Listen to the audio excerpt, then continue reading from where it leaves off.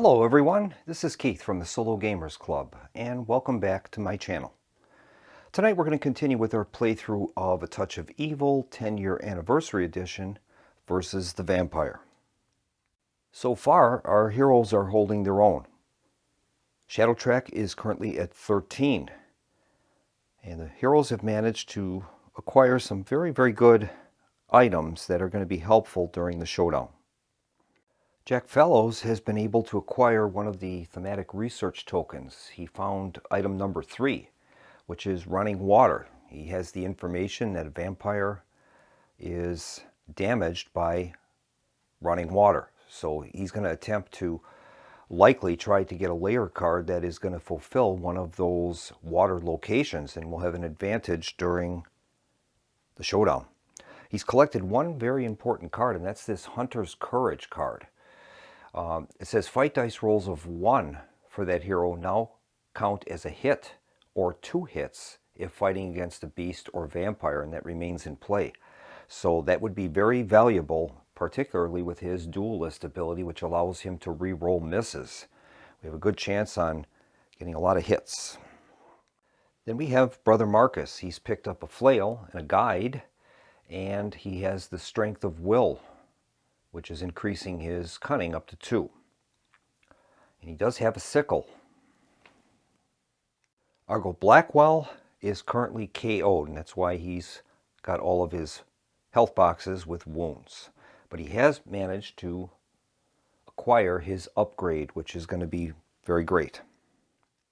And finally, we have Sarah the Bright Witch. She's been able to increase her spirit with the Sacred Chalice and the Cross of Candor, which is nice. She has a vial of holy water, which is very effective, obviously, against vampires. And she has a cutlass, and she's collected a total of 8 investigation. I'm saving those for her Aura of Protection ability. She can pay 2 investigation to prevent a wound to a town elder or hero, including herself, on a d6 roll of 3+, so that's pretty good. Sarah is our first player, and we're going to continue the playthrough with her. She's currently at Town Hall.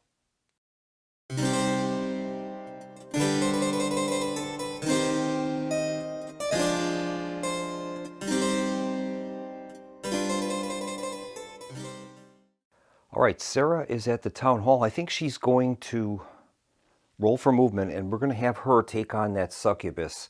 The succubus has a bonus against male characters, but obviously Sarah is female, so I think that would probably be a good use of her actions. We'll see what she gets for a dice roll. All right, she's rolled a 4, and I'm going to have her move and encounter that succubus, so we'll have a battle there. All right, the succubus has a fight value of 2. Sarah has a fight value of 3, and that's going to be increased by 1 because of the cutlass. So she's going to have a total of 4 fight dice, which is great. Succubus has a health of 3. Now the succubus has this special ability called Vicious, and it says this enemy's fight dice rolls of 6 count as 2 hits each. So we'll have to be careful with that. All right, here is the first round of combat. We've got Sarah the Bright Witch wielding a cutlass against the succubus. Here's the roll. All right, Sarah has done 1 hit. The succubus has done none, so we're going to mark the succubus with a wound, and Sarah is going to continue the fight. She needs 1 more hit to dispatch the succubus. All right, and here's the second round. And she's done it. Sarah has 2 hits, more than enough to take care of the succubus. Succubus has no hits. So she's dispatched the succubus. That is going to earn her 4 investigation.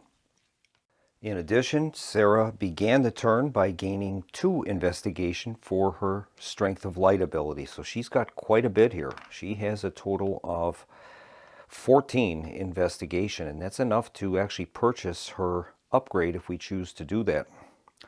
All right. All right, now Sarah has no enemies in her space, and she's going to encounter the magistrate's office. She begins by drawing an event card, and she draws Honorable Gesture. Give any hero or town elder +2 honor for the rest of the turn or showdown fight round, or prevent any number of wounds that another hero is about to take. Gain 2 investigation for each wound prevented in this way. All right, we'll add that to our tableau of event cards. And now Sarah can attempt to train her cunning, and I think she will. So she's going to pay 2 investigation, and she's going to be able to make an honor 5+ test. Her current honor is 4 + 1 for the sacred chalice, so she has 5 honor. She'll be rolling 5 dice for the test, and we're looking for any 5 or 6. And she's done it. She's got a 6, and that's going to increase her honor, her cunning by 1. She'll put her up to a value of 3. And I think Sarah is going to take her upgrade. She's going to pay 10 investigation, and she's going to discard the event card Honorable Gesture, and that will allow her to gain her upgrade. And that says incantation. When a roll is made on any chart, minion chart, etc., you may force it to be re-rolled, limit once per chart roll. So that's pretty valuable, and that's the reason I'm taking that. That might be a way for us to mitigate the cooperative mystery phase chart or the village vampire minion chart. So we'll give that to her. All right, so that brings her turn to a close, and we'll move on to Jack Fellows, the privateer. All right, Jack is currently at the monastery with Brother Marcus. And we'll have him make a roll for move. He's currently carrying 1 wound. And he rolls a 1, so that's going to entitle him to an event card draw. And he draws the event Intuitive Hunch. Give any hero or town elder +2 spirit for the rest of the turn or showdown fight round, or peek at the secrets of one town elder without revealing them. That's a good card. We'll add that to our collection of cards. All right, Jack has 1 movement point, and I think he's going to pay 1 investigation, and he's going to utilize the secret passage, and he's going to move to the manor. I think we'll have him do that. Currently, he has no cards from the manor, and at the manor, we've got 3 investigation that he can pick up. All right, Jack uses the secret passage, and him and Franklin move through there to the manor. His first action will be to pick up the investigation. It's going to give him 3 of those. That's great. Next, he's going to encounter the space, and we'll draw a manor card. And he draws the card Beyond the Lighted Gate. Danger Void. Now it comes to it. The gaping void stands before you, shimmering with a cold hunger. If you enter the void, gain 2 +1 honor markers and remove your figure from the board.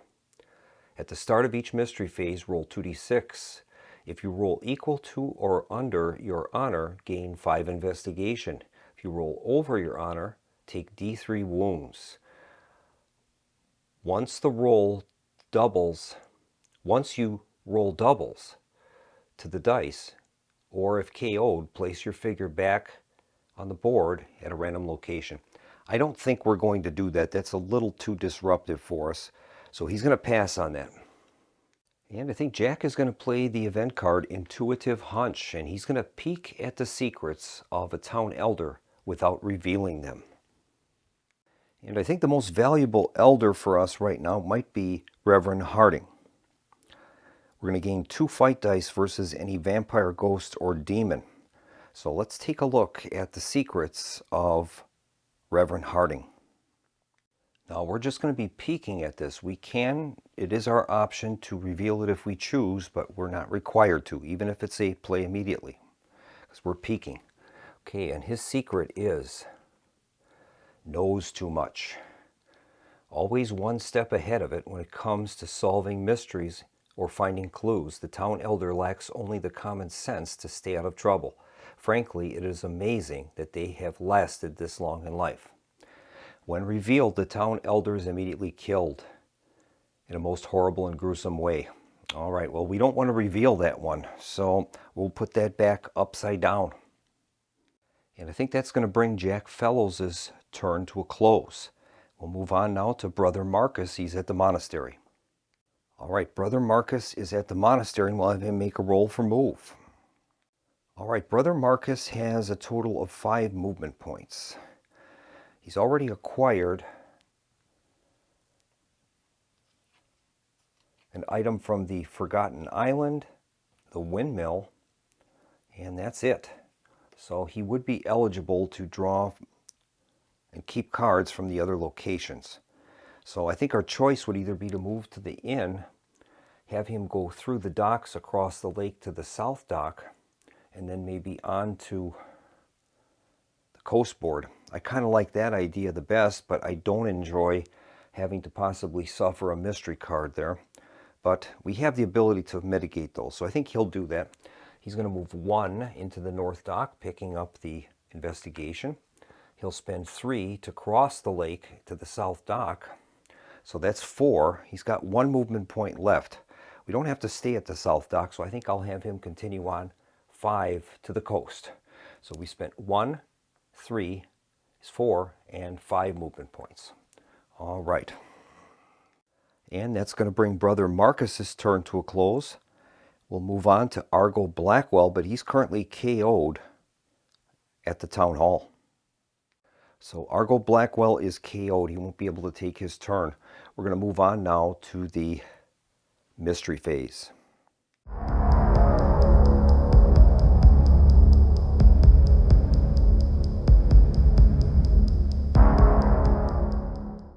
All right, our first actionable step of the mystery phase will be the heroes will revive. So Argo Blackwell will stand up at the town hall, and he's fully healed, him and Jack.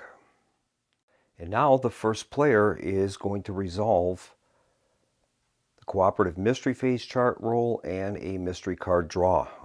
Currently our first player is Sarah the Bright Witch, and she is at the magistrate's office. All right, Sarah is going to make the roll on the cooperative mystery phase chart. Now she has her upgrade, which gives her incantation. It says when a roll is made on any chart, you may force it to be re-rolled, limit once per chart. So we'll have a re-roll ability on this. So here's the D100 roll for the mystery phase chart. And the result is a 97. So we're going to check out result 97. And 97 reads Cursed Village. Immediately draw and resolve 1 mystery card for each hero. And starting with the first player, well, I don't want to do that. So she's going to exercise her reroll on that chart. See if we can get a better result. This time she rolls a 67. All right, let's see what 67 is. We have to accept this result. 67 reads Darkness Falls. The shadow track immediately moves D3 steps closer to darkness. The heroes may collectively take 5 wounds, divided as they see fit. To prevent this, no hero can take more wounds than they have health boxes. All right, we're going to have to roll a D3, and then we can decide if we want to invest the wounds or not. All right, here is the D3 roll. The result is a 1, so we would have to lose 1 point on the shadow track, and I think we'll accept that. That's fine. So the shadow track will move into a new stage. The villain is going to pick up a +2 wound token, and now the cost of layer cards is reduced to 3. Since the track moved down, Sarah has to lose 1 investigation, and she'll do that. That'll put her down to 1 investigation. The villain's health currently is at 26 right now with his bonuses. And now Sarah has to resolve a mystery card. And she draws the card Murder. The villain is struck again. Place 3 investigation on the board at a random space and move the shadow track 1 step closer to darkness. All right. And I think Sarah is going to utilize her Sacred Chalice. It says you may cancel any event or mystery card. After each use, roll a d6. On a 1 or 2, remove the Sacred Chalice from the game. So we're taking a risk here. Could possibly be losing the Sacred Chalice, but I think it might be beneficial to stop that murder card. So we'll make a roll, and see if she can retain the chalice or not. Here's the roll. And the result's a 2, so she's lost the chalice. That's completely out of the game. And the mystery card, though, is canceled. So that was unfortunate, and that is going to bring, though, the mystery phase to a close. We'll move the first player marker to Jack Fellows, and we'll start a new round.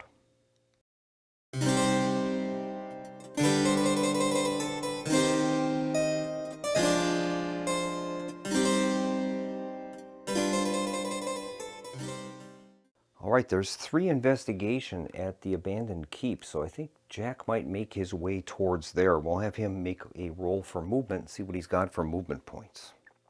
All right, he rolled a 5, so I think on the way by, he is going to stop off at the doctor's office, and then he can heal that wound that he has.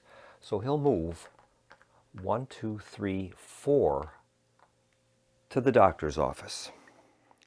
And at the doctor's office, he'll begin by drawing an event card. He draws the event Song of the Dead. Event music. Play when a hero is KO'd. Including yourself, that hero does not have to lose any items, allies, or investigation for being KO'd. Or play when a town elder is killed to immediately gain D6 investigation. All right, that's a great card, and we'll keep that. Now Jack is going to encounter the space at the doctor's office. Whoops. And that allows him to heal wounds for 1 investigation each. So he'll pay an investigation to heal the wound that he has. Now he's fully healed. That is great. All right, that's going to complete his turn. We'll move on to Brother Marcus, and he's on the road heading towards the coast. All right, Brother Marcus has rolled a 3 for movement. I think he's going to begin by moving to the lighthouse. We'll have him move 3 spaces, 1, 2, and 3, and he enters the lighthouse. So he encounters the lighthouse and he draws storm clouds. Danger. A wicked storm is brewing just offshore. There isn't much time before it hits. Make a cunning 5+ test.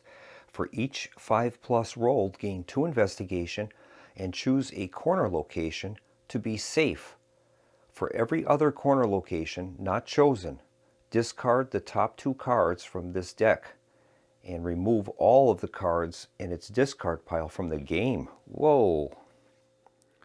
All right, so Brother Marcus will make his cunning 5+ test. He has a cunning of 1, and he gains +1 cunning from his strength of will, so his total is 2. We'll have him make a roll and see what happens. Now, he does have a guide. We could discard the guide to cancel and redraw the location. And I'm wondering if maybe that might be a better bet. Because after that, it says choose a corner location to be safe, and then every other corner location not chosen has to discard the top 2 cards from its deck and remove all of the cards in its discard pile from the game. I don't know if that's so great. So I think he'll do that. He's going to use his guide, and Brother Janus is going to allow him to redraw the lighthouse card. And this time he draws Sailor's Pistol. +1 to Spirit, +1 to Combat. All right, now the problem is Brother Marcus is faithful. He can't use gun items. So he'll have to just keep that, and maybe he can trade that to someone else. It says a sturdy sidearm for a stout sailor. All right, he'll keep that, just can't use it. All right, that is going to bring his turn to a close, and we'll move on to Argo Blackwell. He just recovered at the town hall. All right, Argo currently has Jack the Servant Boy. He got that from the abandoned keep.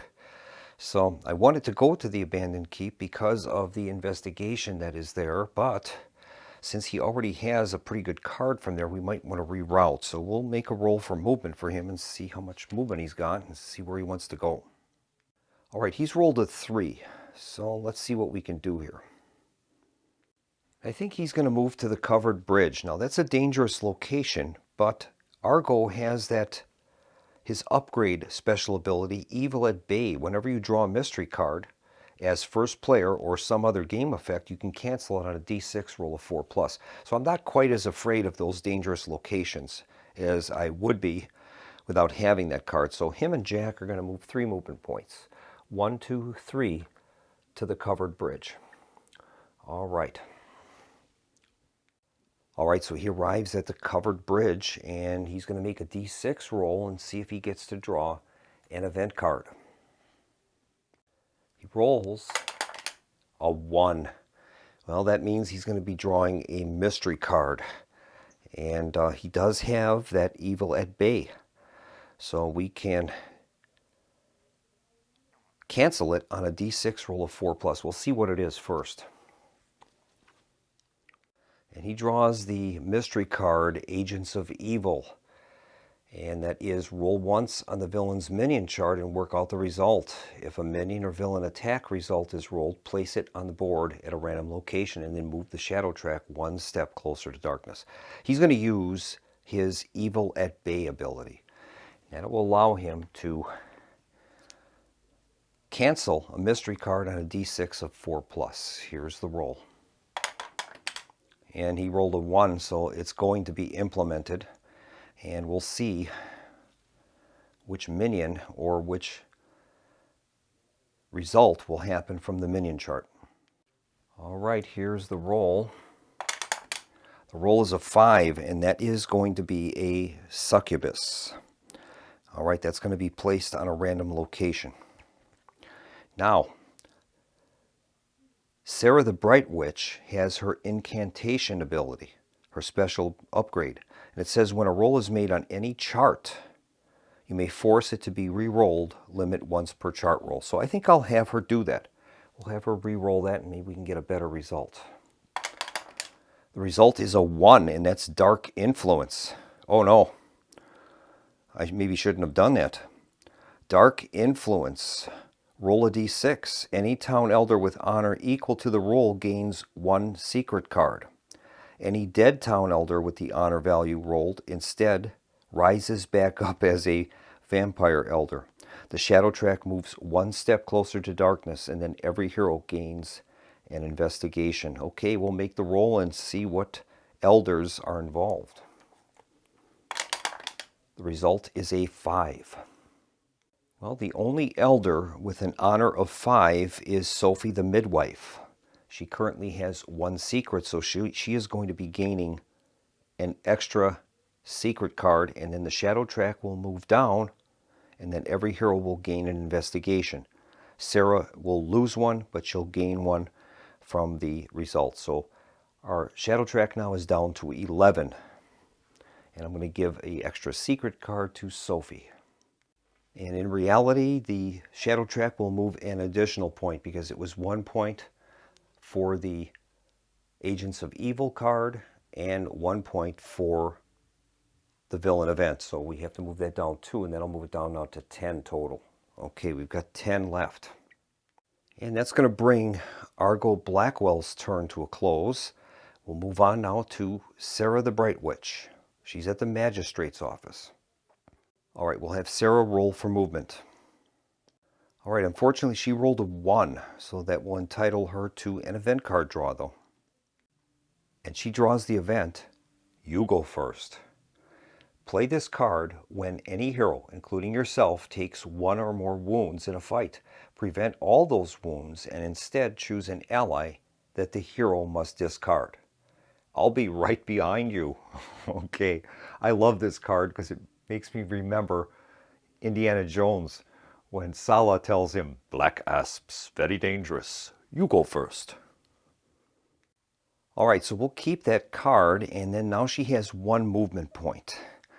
And my choices would be to move towards the covered bridge, stay where I am, move to the doctor's office, town hall, or blacksmith. Well, I guess the best thing she could do, the town hall would be nice. We could draw 2 events and keep 1, but we're risking another mystery card. So I think I'll go to the blacksmith's office. And there she can draw another event card.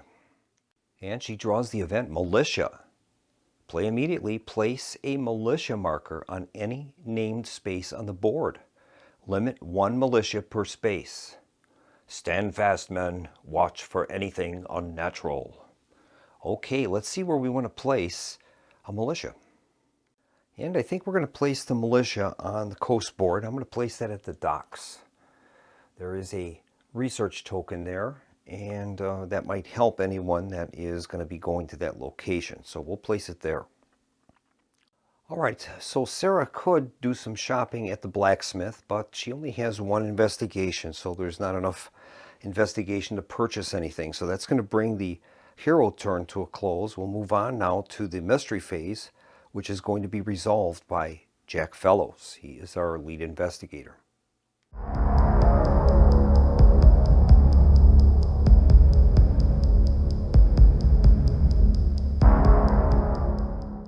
And incidentally, when I gave you that update on the vampire strength, I forgot about the collector. The collector also added an extra wound box to him. So his total now is 25, 26, 27. 27 wound boxes. Okay, we'll move on to the mystery phase. And we're going to begin with the chart roll. See what we get. The result is 92, so we'll see what that is. 92 reads, Unnatural storm. A powerful supernatural storm has blown over the town. Immediately discard any mystery card in play that is keyword weather. Also, roll once on the villain's minion chart, re-rolling any non-event result to see what evil the storm has brought in. If the villain attacks during the storm, it does so at a random location and is +3 combat. All right. Now, once again, Sarah has her incantation ability, and that allows her to force a reroll on any chart. If we let this play out, that means that the dark influence result on the villain's minion chart will be played, because that's the only event on the minion chart. And I don't think we want to do that, so I'm going to have her force a reroll on the mystery chart. And we have to accept this now, so here is the roll. The result is 50. All right, let's see what we've got. And 50 is Darkness Falls.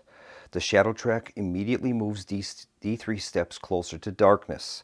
The heroes may collectively take 5 wounds, divided as they see fit to prevent it. All right, well, let's see how many steps this is going to move. We'll get a D3 roll here. And then we can decide if we want to do that. It's a 1. Well, I'm going to allow that to occur. That is not the worst. So we will move the shadow track down to 9. Sarah is going to surrender 1 investigation, and that is going to complete that portion. Now we have to have her draw, I should say have him draw a mystery card. And he draws the mystery card, the Dark Omen. Discard the top 2 cards from each location deck. Move the shadow track 2 steps closer to darkness, but each hero would gain 3 investigation. Well, 2 steps on the shadow track is a bit much, so I think I'm going to have Brother Marcus use his Strength of Spirit, and he's going to attempt to cancel that mystery card on a D6 roll of 4+. He'll pay his 2 investigation, and we'll have him make a roll. And he needs a 4+ to succeed. And he's failed. Once again, he rolled a 1. So, well, there's not much choice. We'll have to implement it. 2 cards from every of the location decks will be placed in the discard. Shadow track is going to move 2 steps closer to darkness. That moves it to 7. That means that the villain is going to gain a +1 combat marker. Sarah the Bright Witch will lose 2 investigation, but each hero is going to gain 3. So that is what has happened. And so that's going to bring the phase to a close. We will move the first player marker to Brother Marcus and continue on with the playthrough.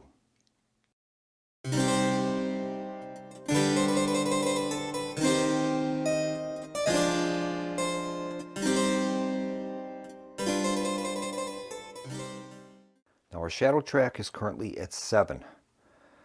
So we can purchase layer cards for only 1 investigation. I think I'm going to start doing that, and I'm going to try to get a layer card that is going to correspond with that number 3 thematic event marker that we've purchased and that or obtained.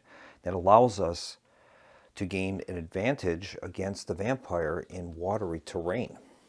So if we can find a layer card in either the bridge, stone bridge, marsh, or bog, that could be beneficial to us. All right, we'll move on now to Brother Marcus. He has 3 investigation. All right, Brother Marcus has a movement of 5. Let's see what he can do here. 1, 2, 3, 4, 5 at the docks, and then I think that might be the best bet. I'll have him move to the docks. 1, 2, 3, 4, and 5. He reaches the docks. There's a militia there, and we also have a research token, which is great.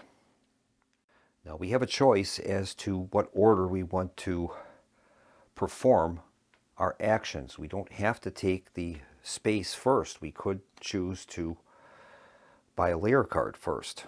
He has 3 investigation, but we will have to encounter the space at some point. So I think we'll do that first. We have to draw a village encounter card to start out with before we can do anything with the market. And he draws the village encounter, a troubled past. Village encounter. The secrets of Tidewater's past are kept close by the people of the village, for none can escape the burden of their deeds. Make an honor 6+ test and gain 2 investigation for every d6 rolled. For every 1 rolled, draw a mystery card. Oh no. All right, well, Brother Marcus has an honor of 3, so he'll be rolling 3 dice for the test. All right, here's the roll. I hope we don't get any 1s. He's rolled 3 6s. That is awesome. 3 6s. Can you believe it? All right. I think that's a 1 in 128 chance, if I'm not mistaken. All right, so that means he's going to gain 6 investigation. That is great. Now, let's see what this action is here for market. Discard any corner location item to gain d6 investigation, or pay 2d6 investigation to take any item out of any discard pile. Limit once per turn. All right.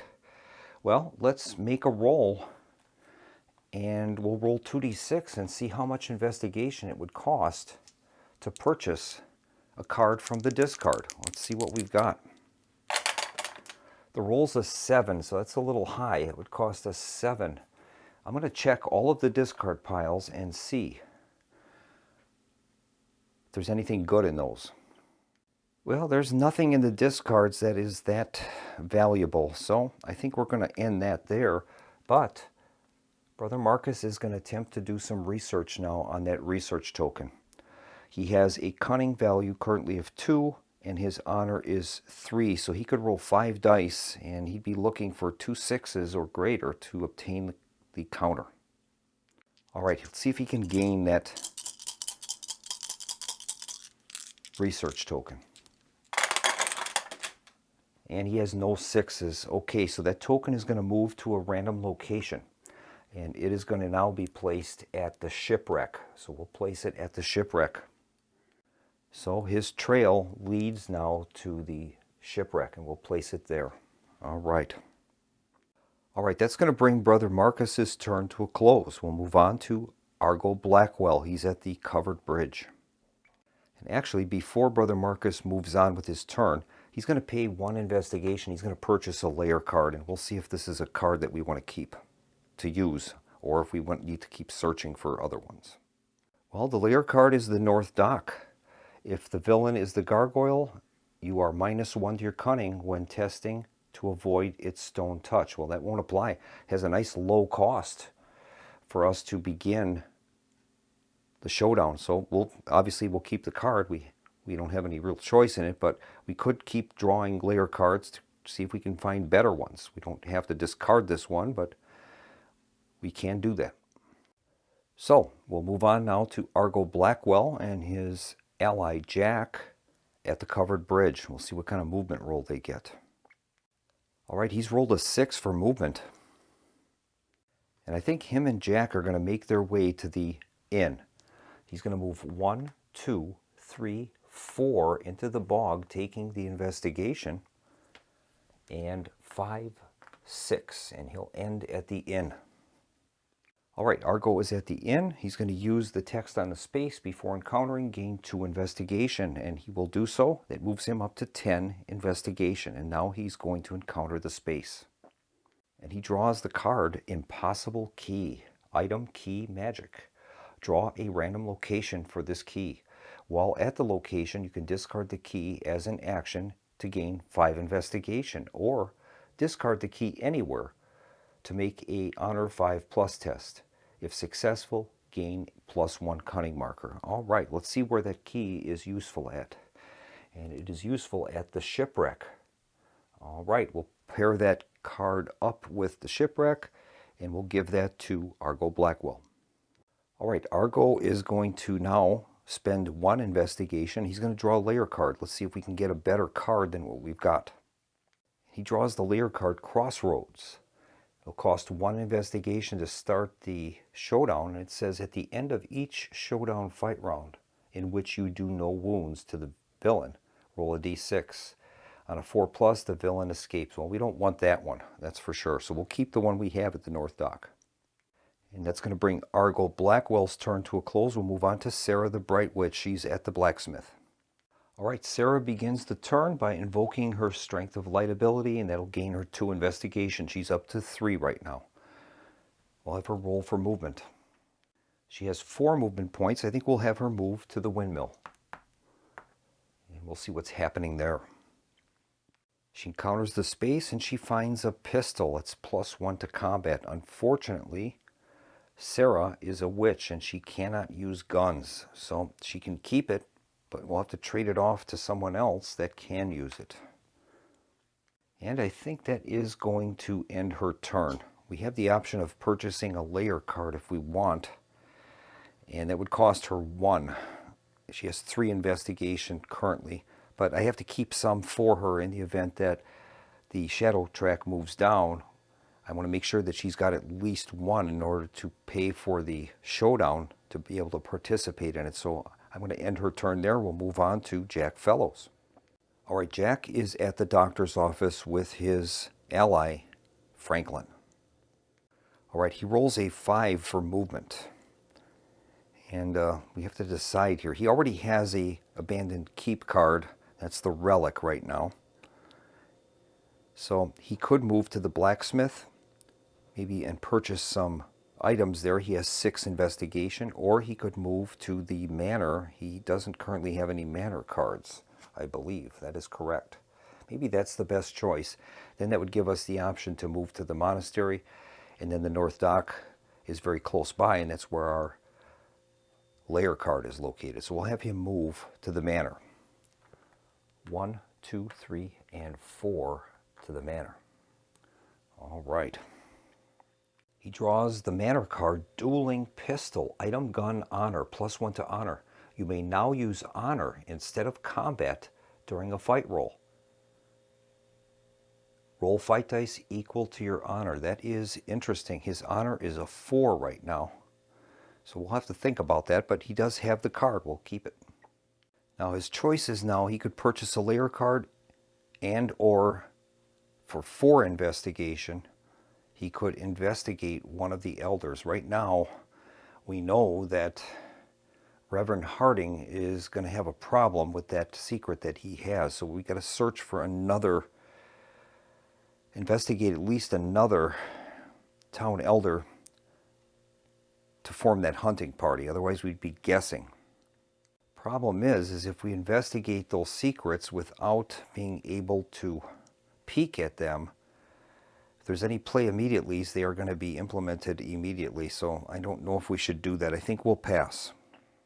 So that's going to bring Jack Fellows' turn to a close, and we'll move on to the mystery phase, which is going to be resolved by Brother Marcus.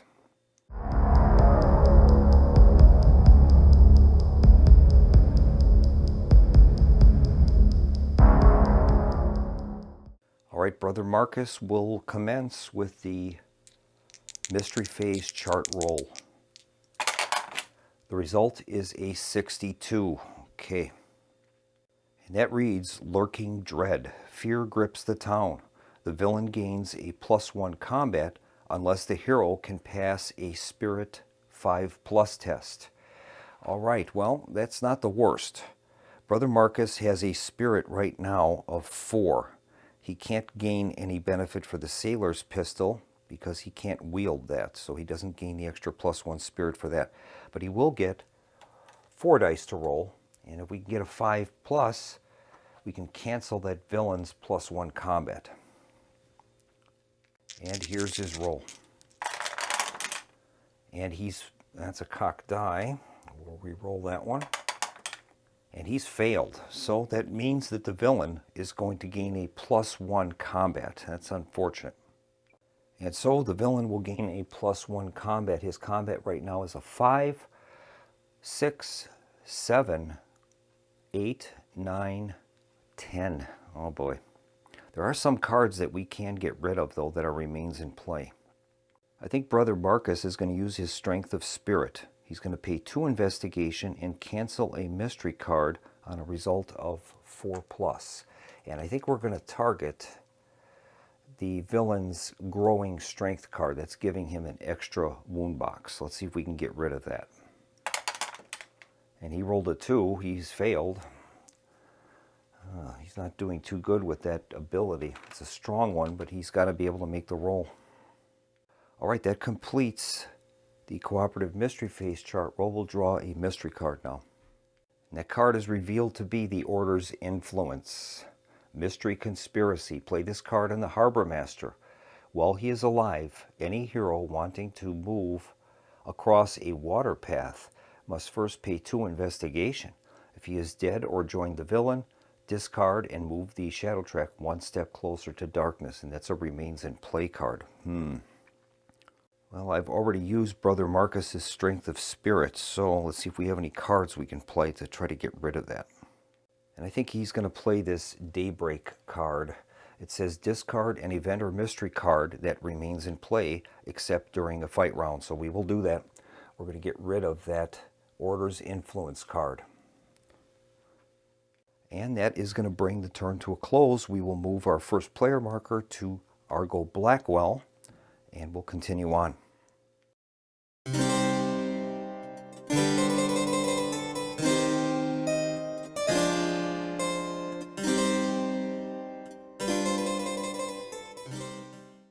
All right, Argo Blackwell is currently at the inn.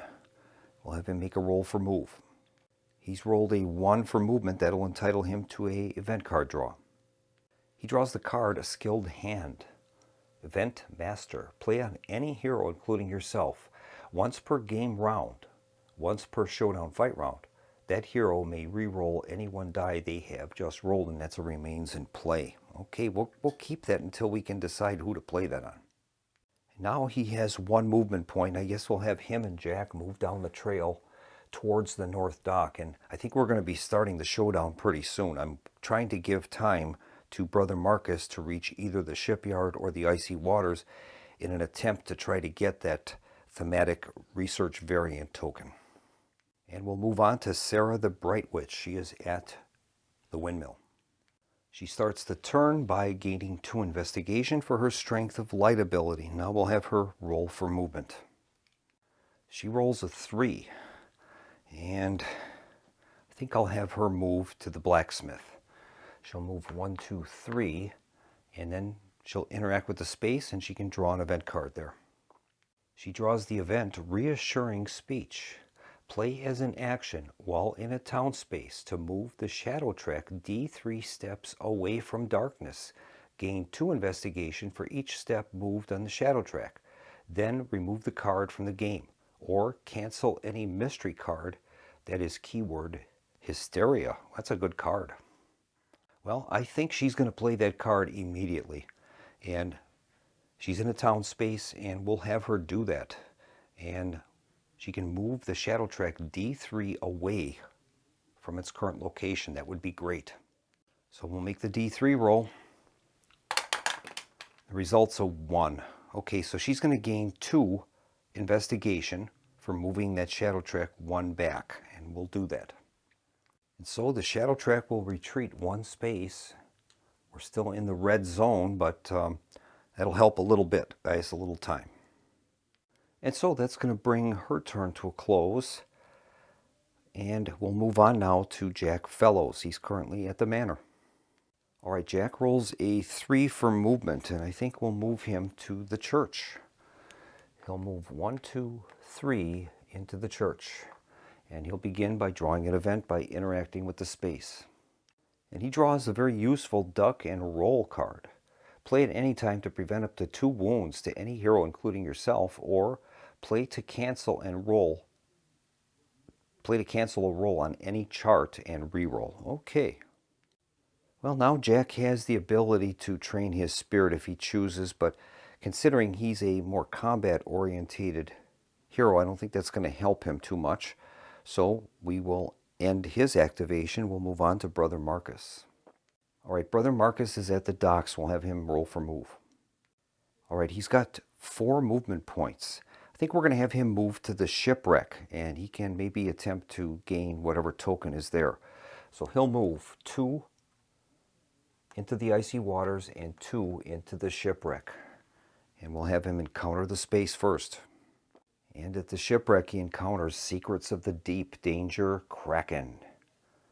Paging through an old tome, you come across a dark passage on an ancient civilization of the deep, predating man by millennia. As if called forth by this knowledge, a mass of tentacles breaks through the splintering hull. It knows. Make a cunning 6+ test and gain 3 investigation for each 6+ rolled. If you failed, you are immediately attacked by the Kraken. Uh-oh. Well, unfortunately, Brother Marcus only has a cunning total of 2. So we need to get a 6+ in order to stop us being attacked by a Kraken. Here we go. And he has failed, so the Kraken is going to attack. All right, I'll bring up the Kraken's display. It says Creature, Beast, Ancient. Battling the Kraken. The Kraken does not have a fixed number of wounds. Instead, each hit done to the Kraken gains 1 investigation for the hero. To escape, a hero must first pass an Honor 6+ test. At the end of each fight round, the hero must roll d6 and consult the chart below. Add 1 to the roll if you did more hits to the Kraken than he did to you. Continue fighting until KO'd or the Kraken retreats. All right, the Kraken has a combat value of 4, and it says the Kraken is a massive creature of the deep, ancient beyond reason. When the Kraken attacks, it is always a bitter struggle for survival. All right. All right, so Brother Marcus has to battle the Kraken. Brother Marcus is faithful. He may use spirit instead of combat in a fight. So let's see what we've got here. I think he's going to do that. His spirit now is currently 4, so that's going to give him 4 dice for his combat roll. We'll get those out. 4 dice for Brother Marcus. The Kraken also has a combat value of 4. He'll be rolling 4 dice as well. All right, so we have to fight at least 1 round before we can escape or attempt to escape. All right, we'll do Brother Marcus's attack first. Here's his roll. And he's done a total of 2 hits. That's pretty good. All right, he's got 2 hits. Now the Kraken will fire. See if its tentacles will wrap around his ankle. And the Kraken has done 2 hits. All right, so each side takes 2 wounds. The Kraken does not take wounds, but we do. So Brother Marcus is going to take 2 wounds. Now the Kraken is a beast, and Brother Marcus has this Moonstone Talisman. You may cancel the first hit done to you each fight round by a beast. All right, so he will cancel 1 of those, and that means he's only taking 1 damage at this point. So I'm going to apply 1 damage to Brother Marcus. He currently has a total of 5 health boxes, so that'll use up 1 of them. Brother Marcus will gain 2 investigation for hitting the Kraken twice. That is good.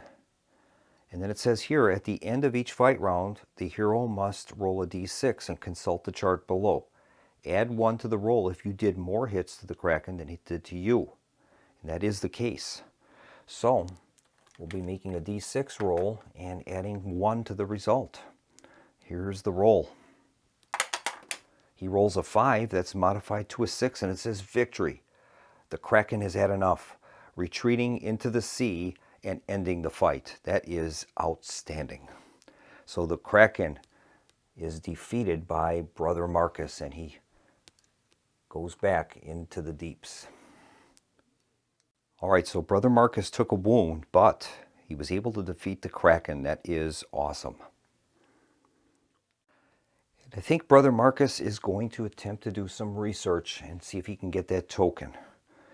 His cunning and honor values are equal to 5, so he'll get 5 dice, and he's looking for multiple 2 6s or more. If he can do that, he'll gain the token. Otherwise, it's going to move to a random spot. Okay, here is the roll. And he's failed, so we'll find out where that token moves to. And it is going to go to the fields that's on the Shadowbrook board. We'll place it there. All right, that is going to complete Brother Marcus's turn. I think I'm going to do this. I'm going to have him pay 3 investigation to heal that wound that he took. I think that might, since we're getting close to the showdown, I don't want to have anybody with wounds. So I think he'll pay the exorbitant cost of 3 to get rid of that wound, and now he's fully healed. All right, that is going to bring the heroes phase to a close. We'll move on to the mystery phase, and that's going to be resolved by Argo Blackwell.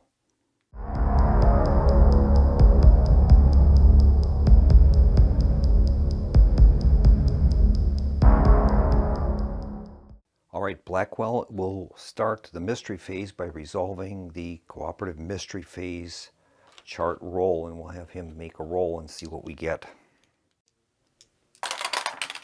All right, the result is 0, 0, 7. So we'll look up 7 on the chart. And that reads, Gathering Storm. Thunder rumbles ominously. All movement rolls are reduced by 1 to a minimum of 1 during the next turn. Okay, so that is the case.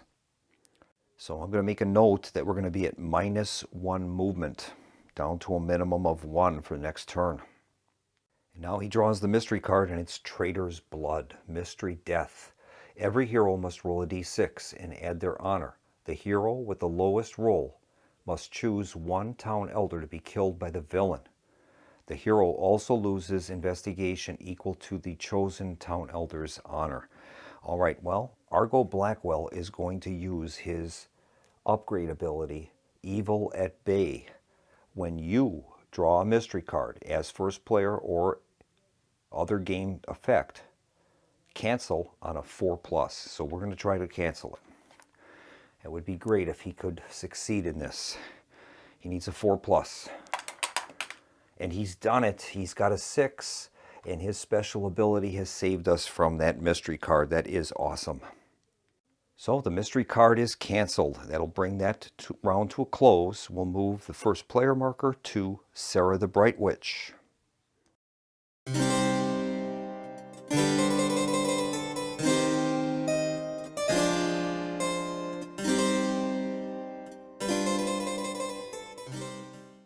All right, Sarah is at the blacksmith. She's going to implement her special ability, Strength of Spirit. That'll gain her 2 investigation. It puts her up to a total of 9 investigation. All right, we'll make a roll for movement for her. All right, she's rolled a 4. That'll reduce to 3 because of that mystery, co-op mystery chart roll that we had. I think she's going to move to the church. We'll have her move 1 movement point into the same space as Jack Fellows. And she's going to start with an exchange items action. I think we'll do that before we encounter the space. She's going to give the pistol to Jack Fellows. She can't use that. And this is a windmill card, so we got to make sure he doesn't have any windmill cards. He does not. So he can take that card. That is no problem for him. We'll see if there's something maybe he can give her, possibly. No, I don't think so. So we'll just do that exchange there. Now she's going to encounter the space of the church, and she'll start with an event card draw. And she draws another copy of that You Go First card. So we'll add that to our total of event cards. And now she can train at the church for 2 investigation. She can train her spirit. I think she'll do that. So we'll pay the 2 investigation, and then she's going to make an honor test, and she needs to get a 5 or better. Her current honor now is 4 plus 1 for her upgrade. So she's at 5. She can roll 5 dice for the test. And here's the roll. She's looking for a 5 plus. And she's done it. She's got plenty there. So that's going to give her a +1 to spirit. That's great. That moves her spirit now up to 5, 6, 7. And she has this Cross of Candor card. It says here, once per fight round, you may pay 3 investigation to add your spirit to your combat for a single attack. That's going to prove to be very powerful. That is great. And I think that's going to we'll end her turn there. All right, Jack Fellows is up next, and he's at the church. We'll have him roll for move. And he rolls a 4. Okay, I think... Oh, these 2 investigation were spent already. I think we'll have him move to the abandoned keep. He won't be able to keep the card necessarily because he has a relic already from the abandoned keep, but he can always discard it if he doesn't like it. But we can gain the extra investigation. So he's going to move. Oh, we got 1 less movement point. That's right. We got 3 movement points now. 1, 2, 3. It's not enough. All right. Well, I think I'll have him move then to the blacksmith. He'll move there, and he will encounter the space by drawing an event card. And he draws the event Spirited Attack. Play on any hero, including yourself, to allow them to add their spirit to their combat for 1 fight round. That is awesome. And now, since he is at the blacksmith, he can do a little shopping. And he's going to purchase a torch. You may ignore the effects of cards with the keyword of weather. Once per fight round, you may force an enemy in your space to reroll 1 of their fight dice. After each use, discard on a 1 or 2, but more importantly, it's a fire item. And we can use that against the vampire's special ability, and that is where he turns into the night. Yeah, that'll fight against the vampire slips into the night ability. If we don't hit him during a showdown fight round, he has a 50% chance of canceling the showdown. So if we can discard fire cards, that will prevent that. So this is his 3rd card of the town items variety. So he can't hold any more of those. All right, that's going to bring his turn to a close. We'll move on to Brother Marcus. All right, Brother Marcus is at the shipwreck. Let's see if we can get him to the icy waters, and maybe he can attempt to research that token. We'll see what his movement is. All right, Brother Marcus has rolled a 4, and because of that -1 movement we've got during this turn, it's actually 3. So he has enough movement to either reach the icy waters or Smuggler's Cove. There's 3 investigation there. I think Brother Marcus is going to move to Smuggler's Cove. That'll cost him 2 movement points. And before he encounters the space, he's going to gain the investigation. So he's up to 8 investigation. And now he's going to encounter the space. He draws the card Flooded Passage, Danger Sea. The passage ahead is flooded with seawater. If you are not careful, you will be caught in the undertow, washed out into the salty brine and the jagged rocks. Make a combat 5+ test using your base combat skill. If passed, gain 3 investigation. If failed, immediately move and encounter the icy waters space. Well, Brother Marcus's base combat skill is 1. So he only gets 1 dice for this. And he needs to get a 5 or better, otherwise he's washed out into the icy waters. All right, here's the roll. He's rolled a 6. He's done it. and he's going to gain 3 investigation. That is awesome. What a great job by Brother Marcus. All right, I think before Brother Marcus ends his turn, he's going to pay 10 investigation, and he's going to discard one of these You Go First event cards, and he's going to gain his upgrade. Hold Back the Darkness. At the start of each mystery phase, gain D3 investigation, +1 to honor, and an extra health box. That is awesome. So we've managed now to get 3 of our 4 characters with their upgrades. That's great. All right, that is going to bring Brother Marcus's turn to a close. We'll move on to Argo Blackwell and his ally, Jack. All right, they're currently in the road space to the east of the inn. We'll have him roll for movement, but -1 movement for this turn. He's rolled a 5, and that'll be modified then to a 4. So he's got 4 movement points. We have enough to reach the North Dock, and we could start the showdown. And I'm going to think about that very carefully. I think I'm going to wait on that, and we're going to have him move to the monastery. Maybe he can purchase some stuff there. We'll have him move to the monastery, and he's going to encounter the space. And he draws the card, the Host. Minion Demon. 4 fight dice with 2 wounds. You may not escape. If KO'd by the Host, you automatically become possessed. If defeated, gain 4 investigation. All right, the Host is a demon. And unfortunately, I thought Argo's Hunter ability would work against that. It does not. So, we're going to go into a fight, and the demon is going to have a strength of 4. Argo is going to have a strength of 4 also. That is his combat ability. All right. He only has 2 wounds for the Host. So we'll see if we can win this. All right, here's the first round of combat.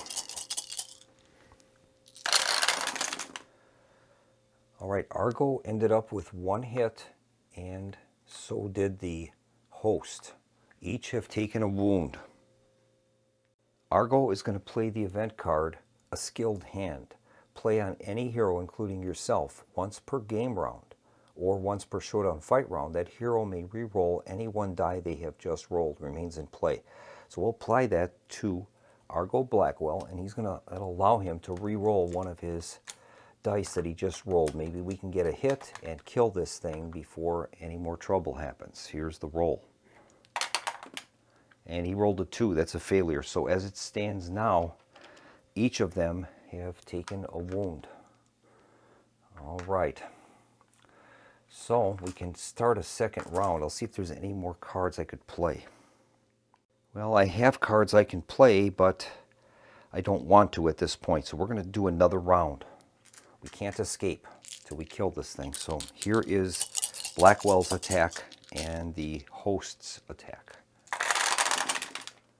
All right, Argo's done it. He's got 3 hits, but unfortunately the Host has done 2 to him.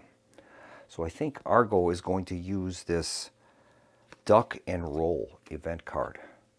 And that says play at any time to prevent up to 2 wounds to any hero, including yourself. So that'll knock out the 2 wounds that he would have taken.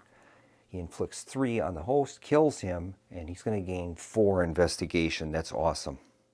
All right, Argo has applied that wound to Jack the Servant. So he has a total of 3 health boxes remaining, and now he can do some shopping at the monastery. He has a total of 13 investigation.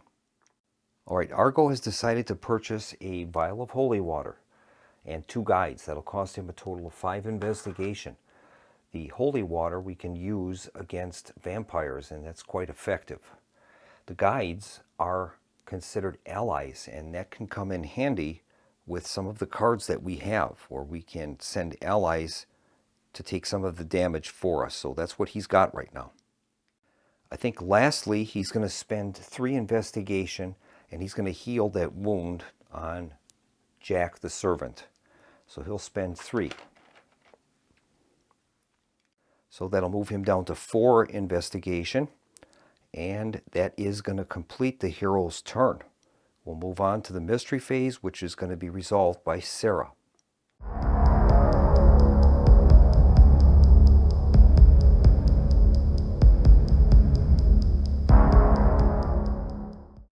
right, Sarah the Bright Witch will resolve the cooperative mystery phase roll. We'll see what we get. Okay, the result is 91. 91 reads, the tides change. Ocean currents shift unpredictably. Heroes on the coast board must pass a cunning 5+ test or must lose one item. Okay, the only hero on the coast board is Brother Marcus. So Brother Marcus will have to pass a cunning 5+ test. Unfortunately, that is not his strong suit. He only has 2 cunning. So that'll give him 2 dice. He needs to get a 5 or better to stop it. Otherwise, he's going to have to surrender an item. And he's failed.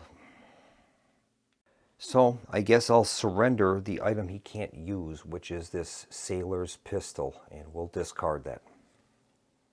All right, next up, Sarah has to resolve a mystery card. She draws the mystery card, Murder. The villain is struck again. Place 3 investigation on the board at a random location. Move the shadow track 1 step closer to darkness. Well, let's see if we want to attempt to try to cancel that. There's several methods we have.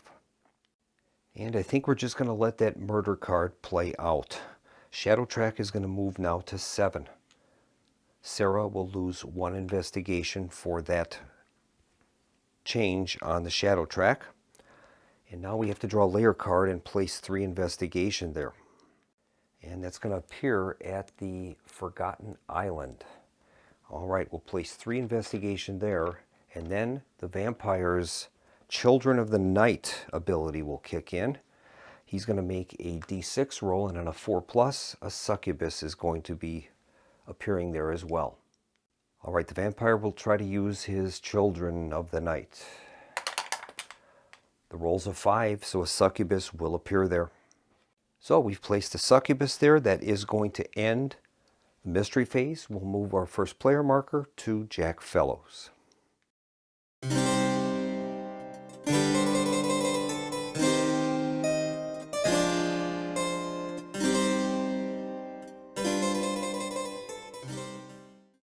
All right, Jack Fellows is up next, and we'll have him roll for movement. I think I'm going to try to get him to the fields if we can, and he can investigate that research token up there. All right, Jack has a movement of 4, and I think we'll move him 1, 2, 3, and 4. He's already got an item from the windmill, so that won't help him too much.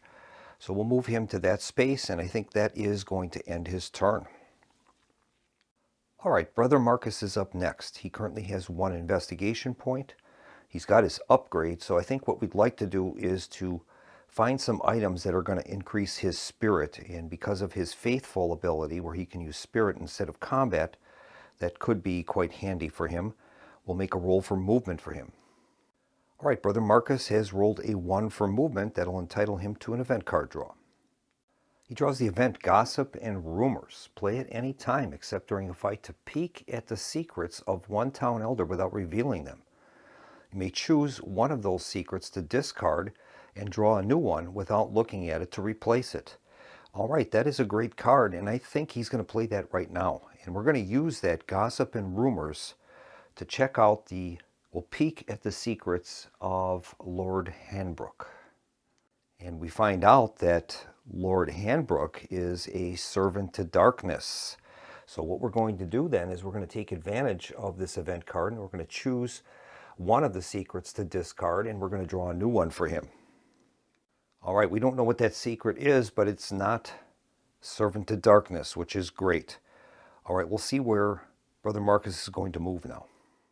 All right, Brother Marcus has not picked up a card from the shipwreck, so I think I'll have him. Well, he's only got 1 movement point. He can't move there. So his choice would be either to move back to the abandoned keep, where he could gain some investigation points. I think we'll do that. I'll have him spend 1 investigation, and he's going to use the secret passage to go back to the abandoned keep. All right, so Brother Marcus arrives at the abandoned keep. His first action will be to claim those 3 investigation there. That gives him 3 investigation. Now he's going to investigate the abandoned keep, and we'll draw a card. And Brother Marcus draws the card, Book of the Occult. Item, Book, Occult, +2 to Cunning. That is awesome. We'll give that to Brother Marcus. That's going to complete his turn. Next up is going to be Argo Blackwell. He's currently at the monastery, and he is within range of the North Dock. We could start the showdown. All right, Brother Marcus is at the monastery, and he's rolled a 4 for movement. So our choices would be to go back to the inn, or we can move to the North Dock and begin the showdown. We're currently at 7 on the shadow track. I think instead, Blackwell is going to move to the Forgotten Island. We're going to challenge that succubus, and then we can claim that investigation that is there. So I'm going to have him move 1, 2, 3 into the Forgotten Island, and we're going to battle the succubus. All right, Blackwell has a combat value of 4, and he has the Hunter ability. He gains +2 against vampires. Succubus is a vampire, so he's going to have a dice pool of 6. The succubus has a fight dice level of 2. It's going to gain 1 for its allure ability because Blackwell is a male character, so her dice pool will be 3. Now the succubus has vicious ability, and they are going to cause 2 hits for each 6 that they roll, so hopefully we don't roll too many 6s on the red dice. Succubus has a health of 3, so we need 3 hits. Here's the roll. All right. Blackwell has a total of 2 hits, and the succubus has a 6. So the succubus deals 2 wounds to Blackwell. So each side now has 2 wounds currently at this point. And we'll mark them accordingly.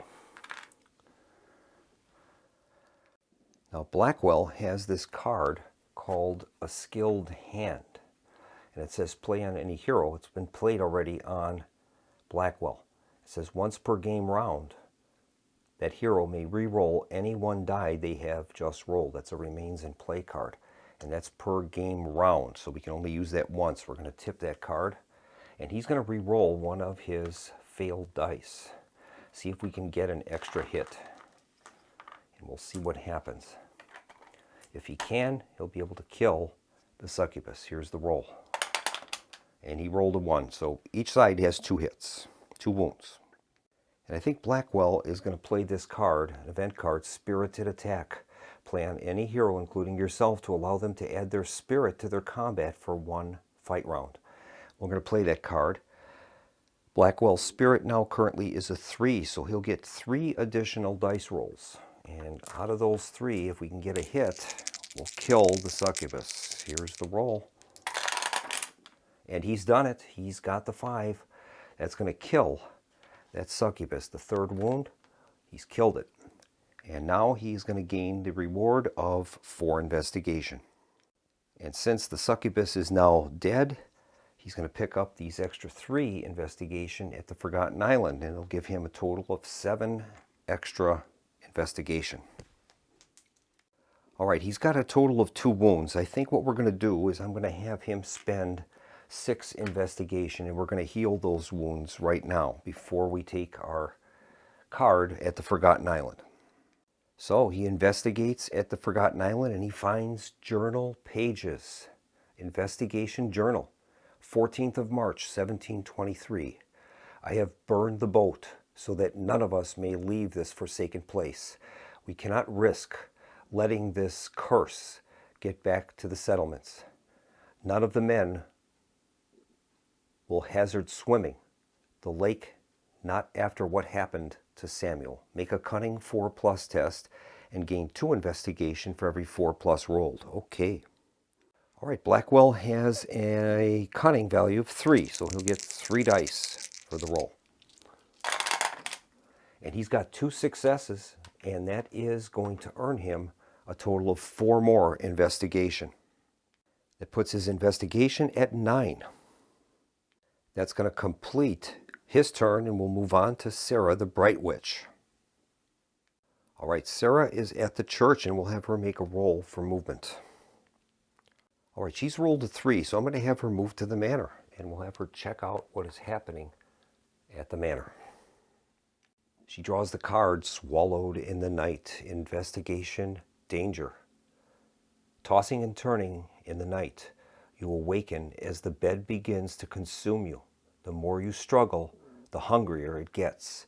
Make a combat 4+ test without any items or allies, and gain 2 investigation for every 4+ rolled. For every 1, 2, or 3, take a wound. Ooh. All right, Sarah has a cunning level of 3. She has an improvement, so we will roll 3 dice. We don't want 1s, 2s, or 3s. Well, we've got 2 of those. She has 1 success, but she's got 2 wounds will be taken. All right, so she's going to earn 2 investigation for the 6, and she's going to take 2 wounds for the other 2 dice. All right, Sarah is going to attempt to use her aura of protection. She can pay 2 investigation at any time to prevent a wound to herself on a 3+. She can do that once per wound. So she's going to pay a total of 4 investigation, and that'll give her 2 rolls in an attempt to stop those wounds. So we're going to have her roll 2 dice, and we're looking for anything above 3+. And she's got 1 success, so she stopped 1 of the wounds. She'll take 1 wound in the process, and I think what she'll end up doing is we're going to have her pay 3 investigation, and she'll heal that wound right away, and that'll take care of that encounter at the manor. So she took no wounds. All right, that is going to complete the hero's turn. We'll move on to the mystery phase. That'll be resolved by our lead investigator, Jack Fellows.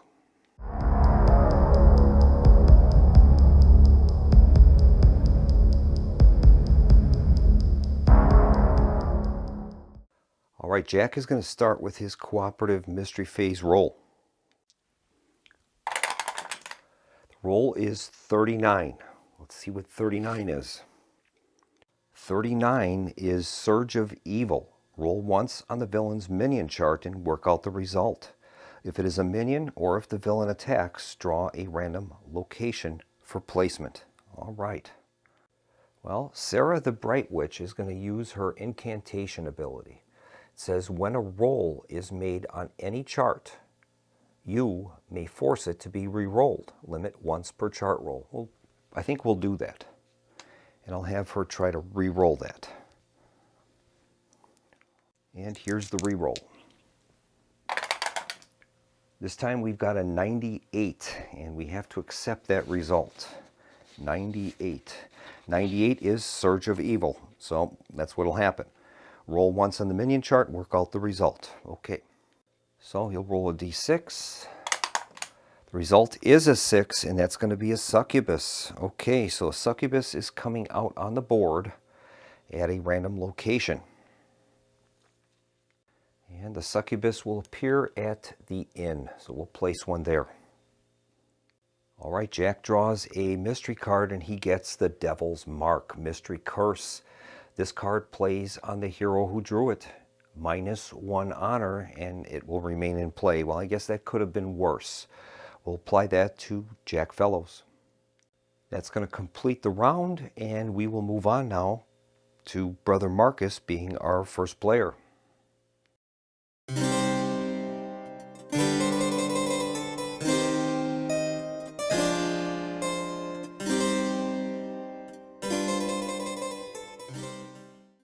Okay, Brother Marcus is at the abandoned keep, and we'll have him roll for move.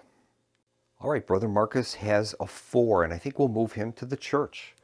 1, 2, 3, and 4. He reaches the church, and we'll have him draw an event card. He draws the event Leading Questions. Play as an action to gain D3 Investigation. All right. And I think Brother Marcus is going to play that card right now. He can use the investigation. So we'll have him roll a d3. And he gains 1 investigation. Okay. Well, he's going to, at the church, he's going to train. So he'll spend 2 investigation and he's going to make an honor 5+ test. And his honor now currently is 3 + 1 is 4. He's got 4, so we'll have him make the roll with 4 dice. And if he's successful, he can gain a +1 to spirit. Here's the roll. He's done it. He's got a 5 and a 6. So we're going to give Brother Marcus a +1 to spirit. It's going to help him in the showdown. Okay, that'll bring Brother Marcus's turn to a close. We'll move on to Argo Blackwell.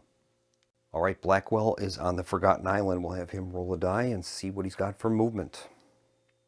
All right, I think I'm going to delay the start of the showdown. I want to try to give the players, the other characters, at least one more turn to try to consolidate themselves and get as much investigation and items as possible. So I think Blackwell is going to move 2 and 3 into the monastery. Now Blackwell has 2 guides with him, so he can discard a guide and he can redraw a location card if this ends up to be a bad one. He draws the card Oath of the Hunter. Oath Hunter. You gain +1 die against any vampire, ghost, or demon. Limit 1 oath. Does not count against your carrying limit. That is awesome. That is really going to help out. And now we'll see if Blackwell wants to do any shopping there. And I think he will. He's going to spend 5 investigation. He's going to purchase this firebrand torch. This is a fire item. And that's basically the reason I'm getting it. It does have the ability to, we can discard it to re-roll up to 3 of our fight dice just rolled, adding 1 to the result of each of the dice. So that's pretty good. But the fire result is more important against the vampire. Now we're going to have a total of 4 town items. So we're going to have to get rid of 1, and I'm going to discard our guide. And that's going to complete Blackwell's turn. We'll move on to Sarah. She's at the manor. All right, Sarah has a 2 for movement, and I think I'll have her attempt to move to the fields. She'll move 2 spaces to the fields, and then she's going to encounter the space, and that's a dangerous location. We're going to have to roll a die and see if we get an event or if we have to do a mystery card. All right, here's her encounter at the fields. She's rolled a 5. That will entitle her to an event card draw. That's great.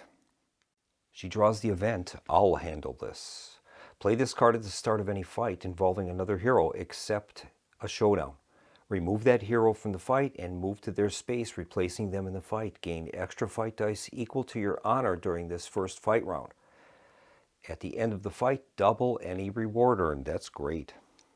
All right, now, since she's at the fields with that research token, she's going to attempt to do some research. She currently has a cunning value of 3 and an honor value of 4. So she can be, 5. She has a 5 total honor. So she'll be rolling 4, 5, 6, 7, 8 dice for the test. All right, we're looking for at least 2 6s, and then we can claim the token. And she's done it. She's got 2 6s there. And we'll see what that token's all about now. This is research token number 1. All right, let's read about that. Thematic research token number 1 is Wreath of Garlic. The vampire is repelled by the smell of garlic. A hero with a Wreath of Garlic may force the vampire to re-roll 1 of his attack dice. That is awesome. So we'll add that to Sarah's card, and that's going to bring her turn to a close. Next up is Jack Fellows. He's to the west of the windmill right now. He rolls a 4 for movement, and I think he's going to move to the blacksmith's office. 1, 2, 3, 4. He arrives at the blacksmith, and he's going to start by drawing an event card.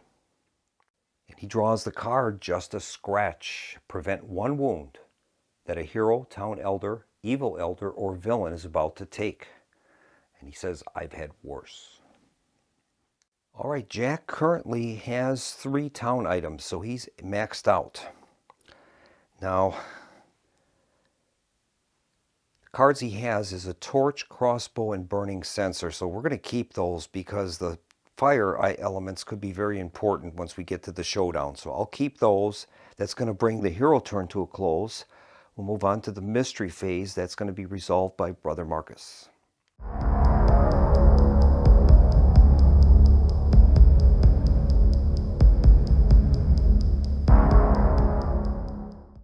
right, Brother Marcus will start with the cooperative mystery phase roll. The result is a 95. 95 is murder, murder. Draw a random location and place 3 investigation there. Move the shadow track 1 step closer to darkness. This will count as though the mystery card murder had been played for villain abilities. Brother Marcus could attempt to stop that, but he only has 2 investigation left. So we're just going to accept the result, and we'll find out where this is happening. And this happens at the blacksmith. Uh-oh. So the shadow track drops to 6. Sarah the Bright Witch will lose 1 investigation. And now we have to see if the villain is going to be able to use his Children of the Night ability. On a 4, 5, or 6, a succubus will appear there and Jack will have to fight her. Okay, here's the roll. He rolled a 3, so we're safe. No succubus will appear. We'll place 3 investigation at the blacksmith. Jack now draws a mystery card and he draws choices to be made. Mystery Death. The player that drew this card must immediately choose one of the following. Sacrifice. Discard 1 ally. Choose a town elder for the villain to kill, or take D3 wounds. Okay. Well, I think the least damaging out of those choices would be to take the D3 wounds. So we'll do that. We have the ability to repair that. Here's the roll. He rolled a 2, so Jack is going to take 2 wounds. And that is going to bring the mystery phase to a close, and we'll begin a new round. This time, Blackwell is going to be our first player.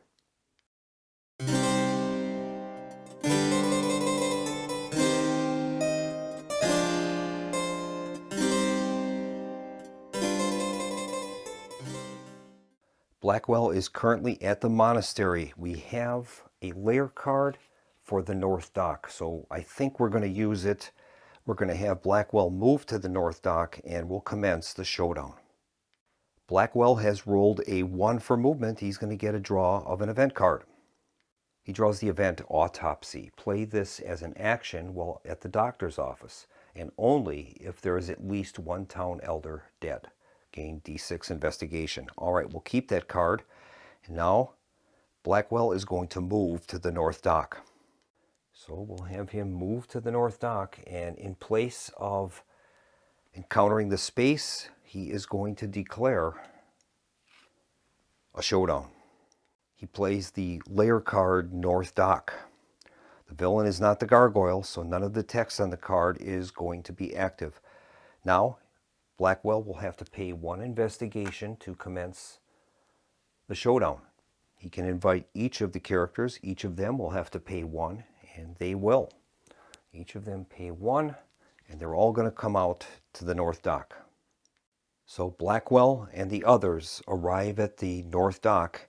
They found the lair of the vampire.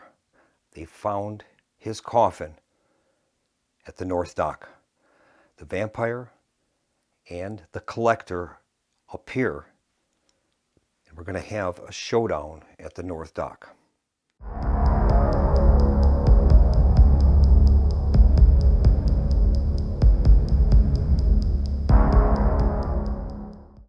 All right, I have set up the showdown on a separate table, so it gives us more room. We're able to see all of our cards at once. First step in the showdown is we're going to invite up to 2 town elders to assist us.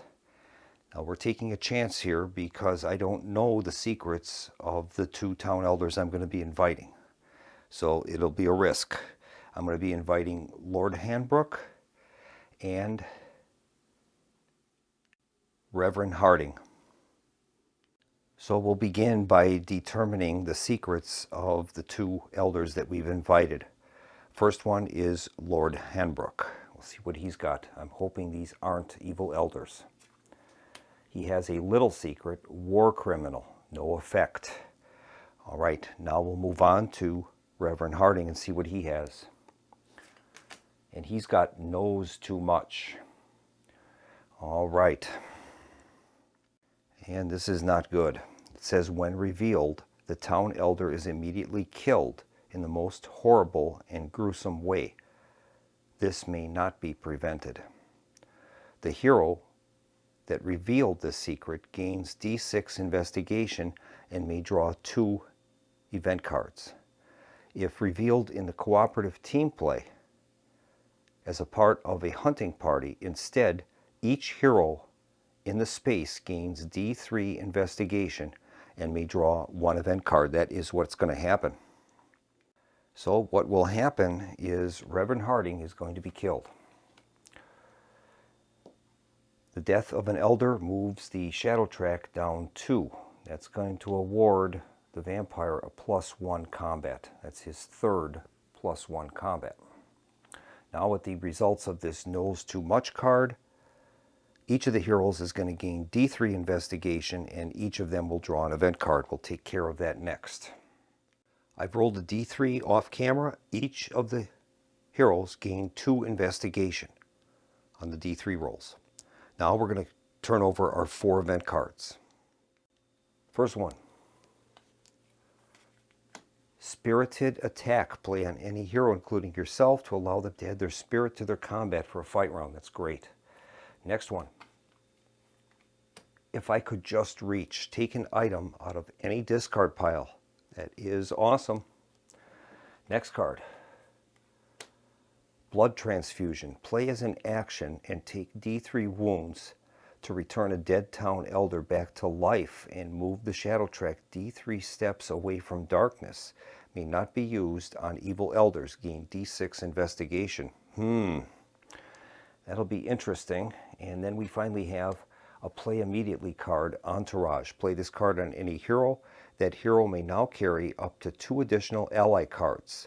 These may be from locations and or ally town items. Remains in play. All right, so we're going to begin the showdown with our regrouping phase, where we can readjust all of our items and allies between each of the characters, and we'll see what kind of a best fit we can get. All right, I have adjusted all of the items between the characters. I'm assigning Lord Hanbrook to Blackwell. Our turn order is going to be Blackwell, Sarah, Jack Fellows, and finally Brother Marcus. Before we begin the fight round, we're going to play some event cards, and we're going to use some of our abilities. Brother Marcus is going to use his ability, paying 2 investigation to try to cancel a mystery card. We'll have him pay the 2 investigation, and he's going to attempt to cancel one of these +1 wound tokens that the vampires got. And we'll see if he can do that. Now he's only able to use that once per round, so we can't use it anymore. He's going to need to get a 4+ on a D6 roll. We'll see if he's able to do it. He's done it. He's got a 5. So we're able to cancel one of the remains in play cards from the vampire, and we've gotten rid of growing strength. That is discarded. We're going to play the event Hold Back the Darkness, and we're going to use that to place a resolve token on any town elder, and we're going to place that on Lord Hanbrook. So Lord Hanbrook will have his resolve token placed. All right, we're ready to begin. The vampire currently has a combat strength of 5, 6, 7, 8, 9, 10 with the boatman. His wound capacity is 20, 22, 24, 25, 26, 27 for the boatman. We're going to begin with Argo Blackwell versus the vampire and the collector. And we're going to try to make these attacks as powerful as possible to get as much damage as possible. And I'll probably throw the whole kitchen sink in and see what we can do.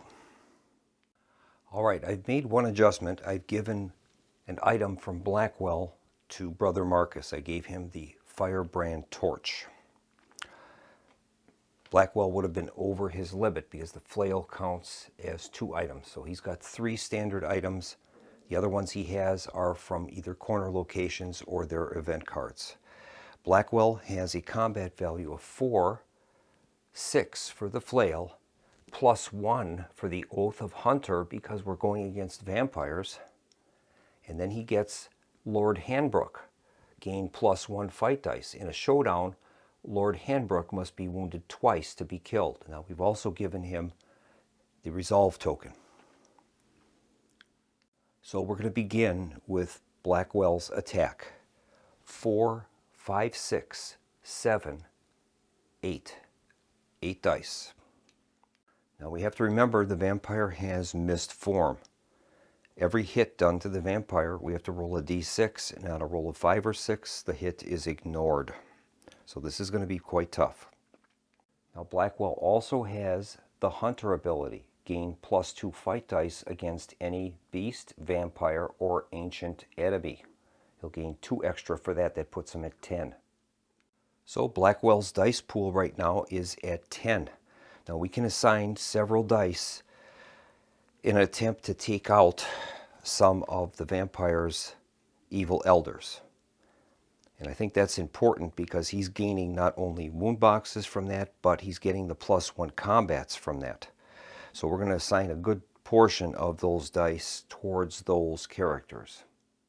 I'm going to be assigning 4 dice to those evil elders. So we're going to take 4 of our standard dice away. The light blue are going to go against the collector. The orange are going to go against the boatman. And this will be the attack roll. Now we have other options that we can use as well. But for right now, this is going to be the initial roll from Blackwell against the vampire and his entourage. And here's the roll. And we have done quite well. We have done very well. We've got a total of many hits here. Many hits. I'm going to try to edit this down so you're not watching me moving dice around. Alright, so with this initial attack, we've done 3 hits to the vampire and 2 hits to the collector. That'll be enough to kill the collector. These are the dice that have missed. So for right now, we have to decide if we want to use any event cards at this point. At this point, we're going to hold off on playing any event cards, and now the vampire is going to strike. He has a total of 10 dice. He's going to assign 1 of them to attack Lord Hanbrook. The vampire is going to have 9 red dice and 1 orange die. The orange die will be the attack against Lord Hanbrook. And here's the vampire's attack. Whoops. The vampire has done only 1 hit, whether you can believe that or not. That is absolutely amazing. There is the dice pool from the roll. So at this point, we are doing quite well. At this point, Blackwell is going to take 1 wound for the hit against him, and we'll place that against his Oath of the Hunter card. Blackwell has more than enough hits to kill the collector, which is awesome.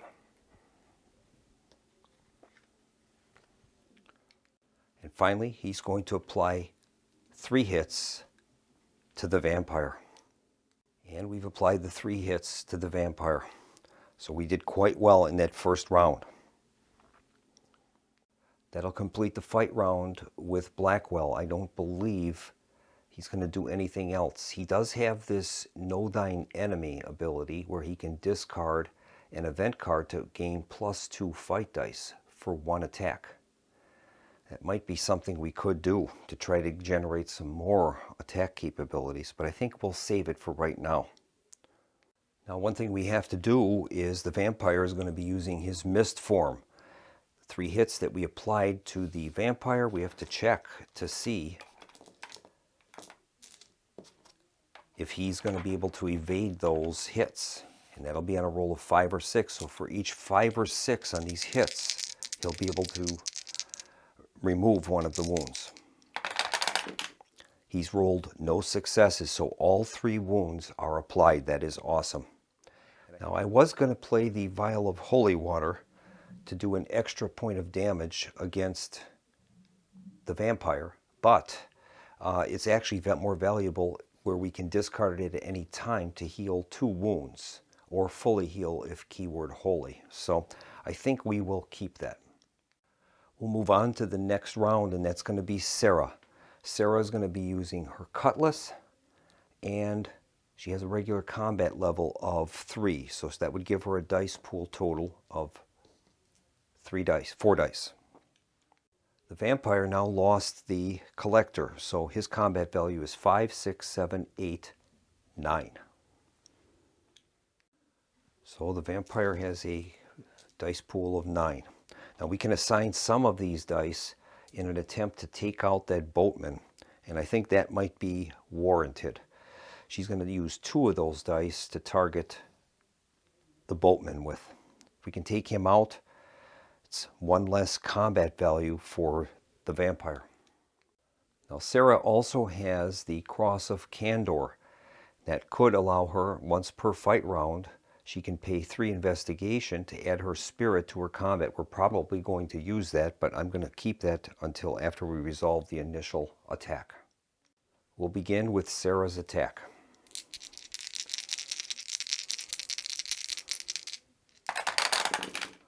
And she's rolled 1 hit. All right, that's what she's got so far. And I think she's going to do that. She'll use the Cross of Candor, paying 3 investigation. And she's going to be able to add her spirit to her combat for a single attack. 4, 5, 6, 7 extra dice. And she's going to apply all 7 to the vampire. And she has no hits. Oh my goodness. Well, we'll see if we have any cards we can play. Nope, there's really no cards we can play at this time. So it's as it stands now, she's done 1 hit to the vampire. Now the vampire is going to launch his attack, which is going to be 9 dice worth. And we'll see if she can survive this. Here's the roll. Vampire has done a total of 3 hits. 2 5s and a 6. All right, 3 hits. So at this point, that is the result of the battle. Sarah's going to play the card Just a Scratch, prevent 1 wound that a hero, town elder, or evil elder is about to take. So we'll scratch 1 of those. And right now, the vampire has won 2 to 1. So we're going to apply 2 wounds to Sarah and 1 wound to the vampire. Now he's going to use his mist form. So on a 5 or 6, he's going to be able to avoid that wound. I wish we could have done better with that spirited attack. Here's the roll. He's rolled a 2, so he has 4 wounds on him. Next up is going to be Jack Fellows. He's going to launch his attack against the vampire and the boatman. Jack Fellows has a combat value of 3, plus 1 for the Book of Death, plus 1 for the pistol. It's a total of 5. He also has a crossbow, 6. Crossbows, if at least 1 6 is rolled, he'll do an extra hit, which is great. Now, so far, we have hit the vampire in each round. If we fail to inflict a hit on him, he's going to use his slips into the night, and that has to actually be a wound, not just a hit. So we'll have to keep that in mind. Jack Fellows is going to start out now. So Jack has an attack of 6. He's going to use 2 of those 6 to target the boatman, and hopefully we can get rid of him. I actually might even want to do an extra one there. And I think I will. We're going to substitute a 3rd for that. So 3 of these dice are going to be directed against the boatman. We only need 1 wound against it. Now since we have the crossbow, if at least 1 6 is rolled, we're going to do an extra hit. So this is Jack Fellows' attack.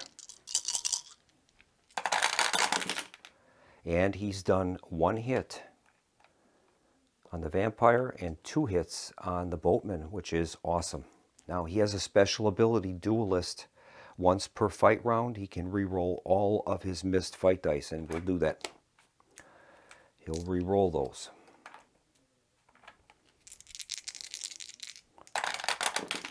He's done nothing else. Those are all misses. All right, let's see if there are any cards we want to play. No, I won't be playing any event cards. So now the vampire will strike. 5, 6, 7, 8, 9 dice. Before we continue, I almost missed it. The Hunter's Courage cards. Fight dice rolls of 1 for that hero now count as a hit, or 2 hits each if fighting a beast or vampire. So these ones that we rolled are actually worth double. That's 5 hits. That is awesome. We don't need any extra hits in that department, but that is the case right now. So we've got actually a total of 2 hits on the boatman, and we have 2, 4, 5 hits on the vampire. All right, now the vampire will make his strike of 9 dice. And he has rolled, looks like 4 hits. 4 hits on Jack. All right. All right, Jack is going to play the card, You Go First. Play this card when any hero, including yourself, takes 1 or more wounds in a fight. Prevent all of the wounds and instead choose an ally that the hero must discard.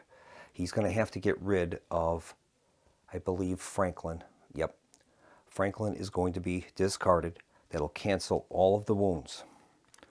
So that is what has occurred. All right, so we've killed the boatman with these 2 hits. Boatman is gone. We've also inflicted a total of 1, 2, 3, 4, 5 hits on the vampire. Now he's going to use his missed form. He'll roll 5 dice, and for every 5 or 6, that will erase one of the wounds. And he's rolled a total of 2, so we're going to have a total of 3 hits get through, and we'll add 3 wounds to the vampire. So we'll give the vampire a 5er, and we'll take 2 back. We've done a total of 7 wounds to him. All right, that's going to bring Jack Fellows' round to a close, and we'll move on now to Brother Marcus. Brother Marcus is going to be using his Faithful ability, which allows him to use Spirit instead of Combat. That'll give him 5 dice. So we'll give Brother Marcus 5 combat dice. We've gotten rid of all of the allies of the vampire, which is great. The vampire's combat now is 5, 6, 7, 8. And we've managed to cut that down. It's kind of important to make sure that you, if it's possible, to target those elders, those evil elders, to get rid of them so that he doesn't gain extra advantage. All right, so we've got Brother Marcus launching his attack using his Spirit. Here's the roll. He's done a total of 2 hits. 2 hits. That is great. These are misses currently. Let's see if there's anything we can do with that. Well, this might be a good opportunity to use this Firebrand Torch. It says discard this item to re-roll up to 3 of your fight dice just rolled, adding +1 to the result for each of those dice. So I think we will do that. It's a fire item. I'm not real happy about getting rid of that, but I think we need the hits. So he's going to re-roll the 3 misses. We'll be adding +1, so 4s, 5s, and 6s will hit. And he's got 3 hits. That is awesome. We've done a total of 5 wounds at this point, or I should say 5 hits to the vampire. We'll have to see if those hold up. Now the vampire will strike with 8 dice. And he has rolled no hits. It's unbelievable. That is absolutely beyond belief. The vampire has rolled no hits. Now we have to see how many of these 5 hits that we've done to him are going to turn into actual wounds. We'll roll 5 dice, and for every 5 or 6, it'll cancel one. He was able to cancel 2 of them, so that means we're going to do a total of 3 damage to the vampire. I'll replace these 2. We'll add 3 to that to make a 5er. We've done 10 damage to the vampire. So we'll place a 5er there, and we've got 10. His total amount of wounds now is 20, 22, 24, 25. So we've done 10 of 25. That'll complete the round, and now we can do our adjustments and change over any cards that we wish or do any type of healing that might be available. Now, one thing I forgot is Sarah the Bright Witch has Strength of Light. She gains 2 investigation at the start of each of her hero turns or showdown fight rounds. So she should have gained 2 investigation at the start of the last activation. So I'm going to give that to her. So we will award her those 2 points. And I've got to make sure I remember about these thematic variant tokens that we've got. And I'm going to retroactively take care of those. Sarah has the Wreath of Garlic, and that would have forced the vampire to re-roll one of his attack dice. She ended up getting 2 hits, so I'm going to have him re-roll one of those, and we'll see if that truly was a hit or not with the garlic. Here's the roll. It was a 4, so it was not a hit. I would have forced him to re-roll a 5 or 6. So we're going to reclaim one of those wound tokens that we inerrant placed on her. The other one was Jack Fellows. He has Running Water. That one isn't going to apply because the fight is not taking place at the covered bridge, stone bridge, marsh, or bog.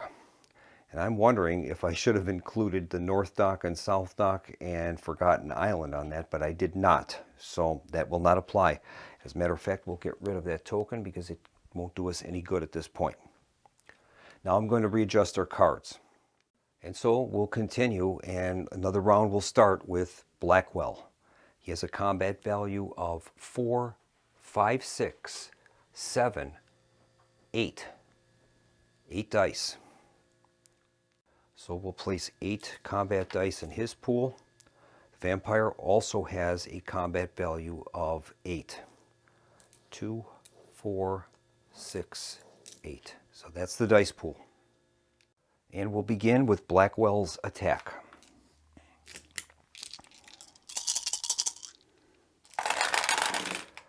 And he has done a lot of hits. He's got 4 of them.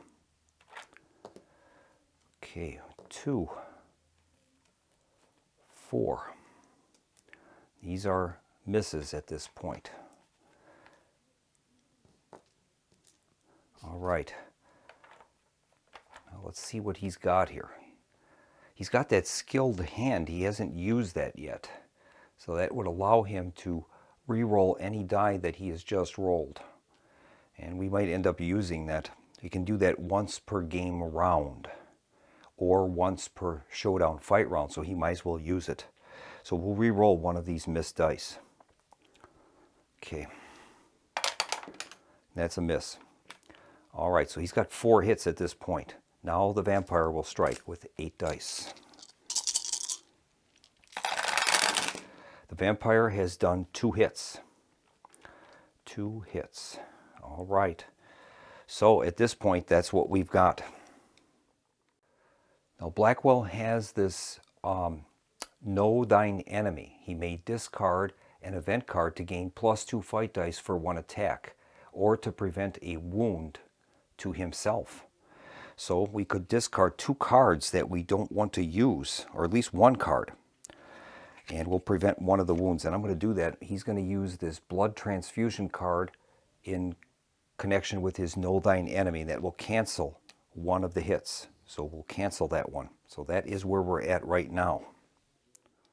Now I have a Spirited Attack card that I could use with Sarah the Bright Witch, and I think I'll save that for her. So at this point, that is the situation of that battle. So we're going to have to see how many of these hits now are going to apply to the vampire. 5s or 6s will cancel them. They've canceled 1. So 3 hits are going to get through onto the vampire. So 3 hits will be placed on the vampire. He's at 13 right now. The hit that we took, we're going to apply to Jack the servant boy. All right. That is going to complete the round for Blackwell. We'll move on to Sarah the Bright Witch. So right now the vampire is at 25 wound boxes. We've done a total of 13. So we're at 50% right now. Sarah the Bright Witch is up next. And I'm thinking what we're going to do is this. I'm going to have her use her combat skill. And then we can use the spirited attack. Now she gains 2 investigation at the start of her turn during a fight round, showdown fight round. So that'll put her up to 4. And so we'll give her 2. All right. Now she has that wreath of garlic that can force a reroll on the vampire. So she'll start out with her combat. She has 3 plus 1 for the cutlass. So she's got 4. We'll give her 4 dice. The vampire will be rolling his 8. All right, we'll start out with Sarah.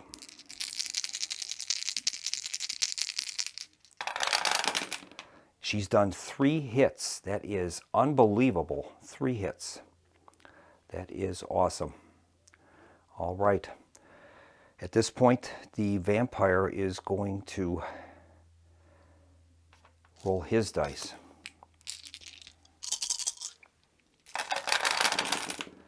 And he has a total of 3 hits at this point. That's not good. We got to find a way to try to cancel these. All right, so that is what he's got for right now. 3 hits.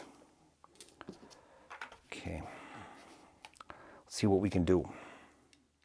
Well, she's going to spend 2 points to use her Aura of Protection skill.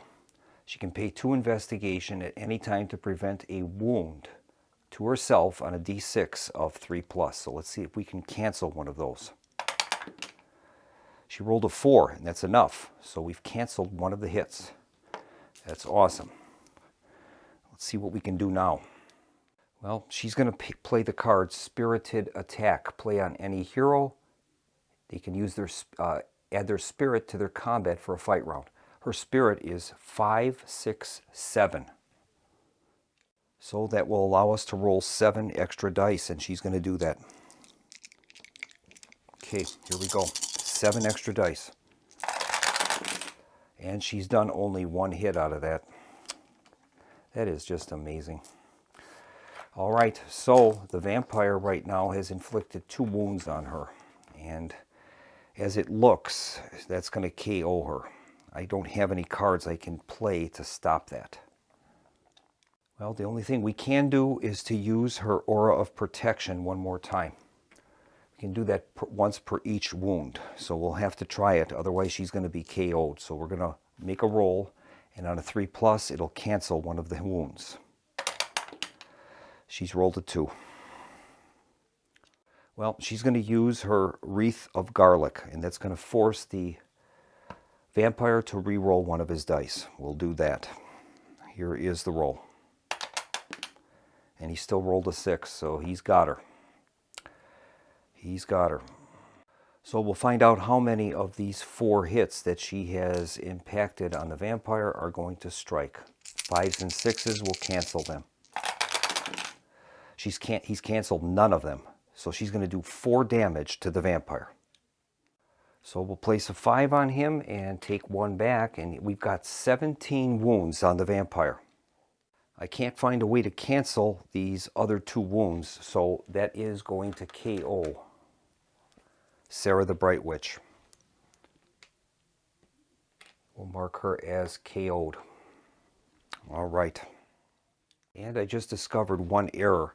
When we had the battle with Blackwell, the vampire should have done 1 of the dice allocated towards Lord Hanbrook.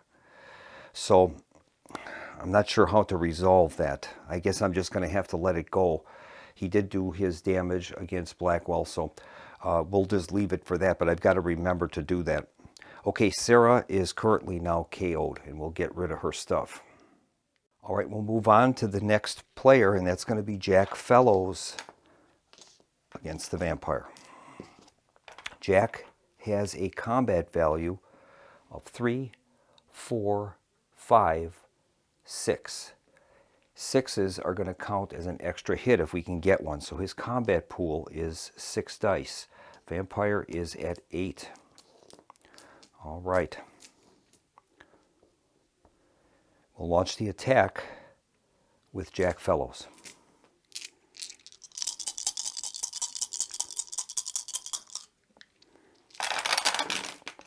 And he's done 2 hits. No 6s, unfortunately. But he gets to re-roll some dice here. Now, he has the Hunter's Courage. Fight dice rolls of 1 count as 2 hits against the vampire, so that is going to count as 2 hits. We're going to have him use his Duelist ability, and he'll re-roll his misses. Here he goes. He's rolled 2 hits. He has a 6. That is also going to, because of the crossbow, we'll add in another hit. So we'll mark this as though this was a hit. So he's done a total of 6 hits. Wait, 1, 2, 3, 4, 5, 6, 7 hits against the vampire. Here's the vampire's roll. Vampire has done a great deal of damage. 1, 2, 3, 4, 5 hits. I don't think he's going to be able to survive that. So we'll have to see what we want to do here. We have a solution. He's going to discard his relic. And that says you may discard to prevent all wounds just done to you from one source. And that's what we're going to do. That'll discard all of the wounds against the vampire has against him. That is awesome. Now we'll see how many of these dice are going to actually cause hits against the vampire. 1, 2, 3, 4, 5, 6, 7. So we have to roll 7 dice. 5s and 6s will obliterate the wounds. And he's rolled a great deal of them. Only 2 hits are going to get through. That absolutely stinks. So we'll mark the vampire with 2 wounds. He's at 19. 19 of 25. And now we'll move on to Brother Marcus. He's going to use his spirit, so he has a total of 5 spirit. That's because of his faithful ability. And vampire will be rolling 8 against him. So we'll begin with Brother Marcus's attack.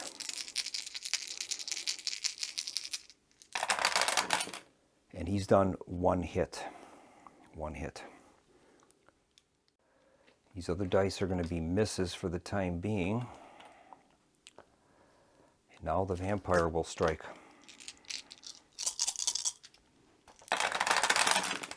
Vampire has done a total of 3 hits. He's got 3 5s.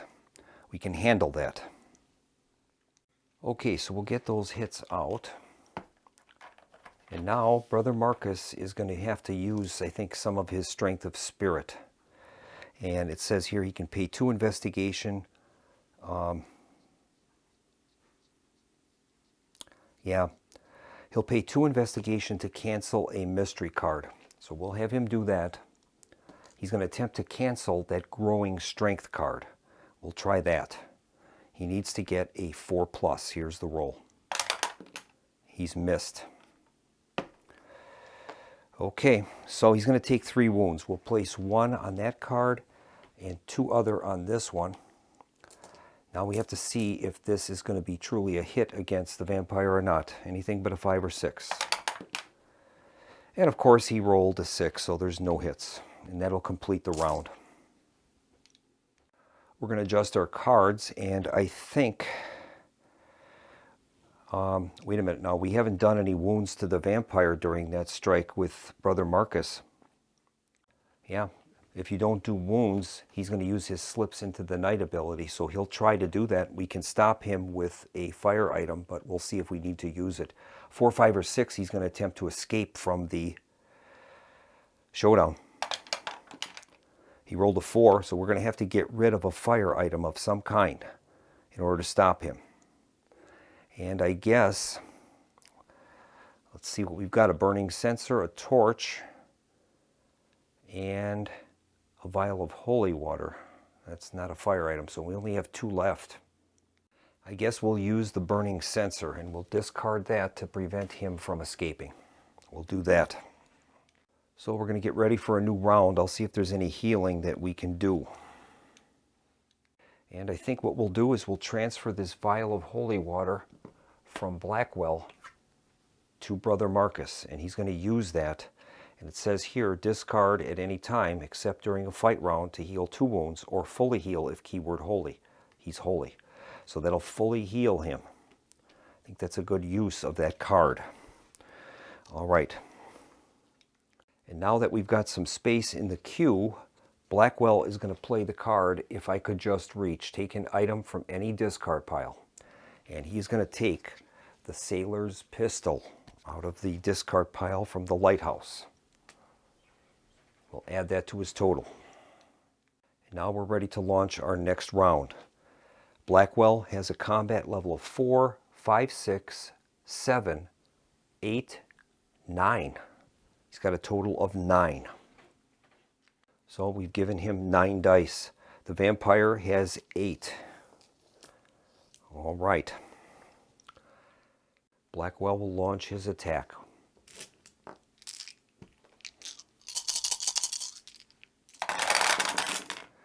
And he's done. That's a re-roll because that was a cocked die. Okay, he's done a total of 4 hits. He's definitely doing his job. No doubt about it. Now, the vampire will roll.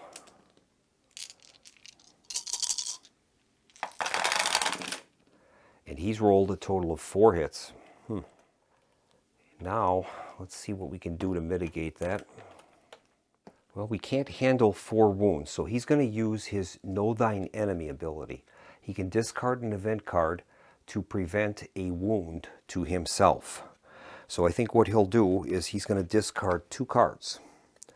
The Autopsy and the I'll Handle This card. That'll cancel 2 hits. All right. Once again, I forgot to apply one of the hits to Lord Handbrook, so I'm going to do it this way. I'll substitute as though I had targeted Handbrook and got a hit.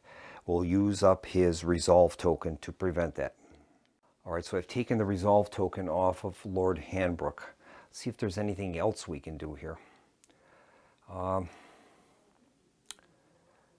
Well, he does have the ability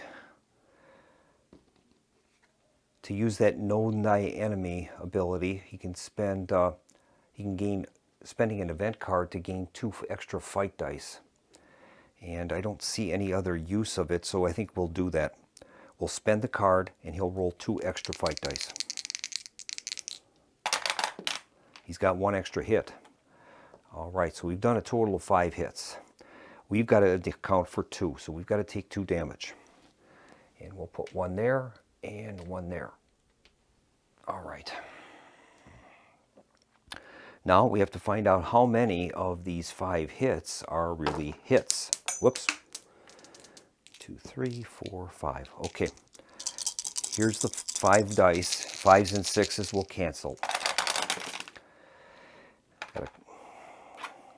Well, he's canceled 3 of them. It is one lucky sucker, I'll tell you. All right, so we got 2 hits. That will convert 3 of these into a 5er. All right. So the vampire right now is at 21 damage. All right, that's going to complete the round with Blackwell. All right, next up is Jack Fellows. He's going to use his combat 3, 4, 5, 6. He's got 6. All right, he'll be rolling 6 dice. 2, 4, 6. Vampire has his normal 8. All right, we'll start out with 6.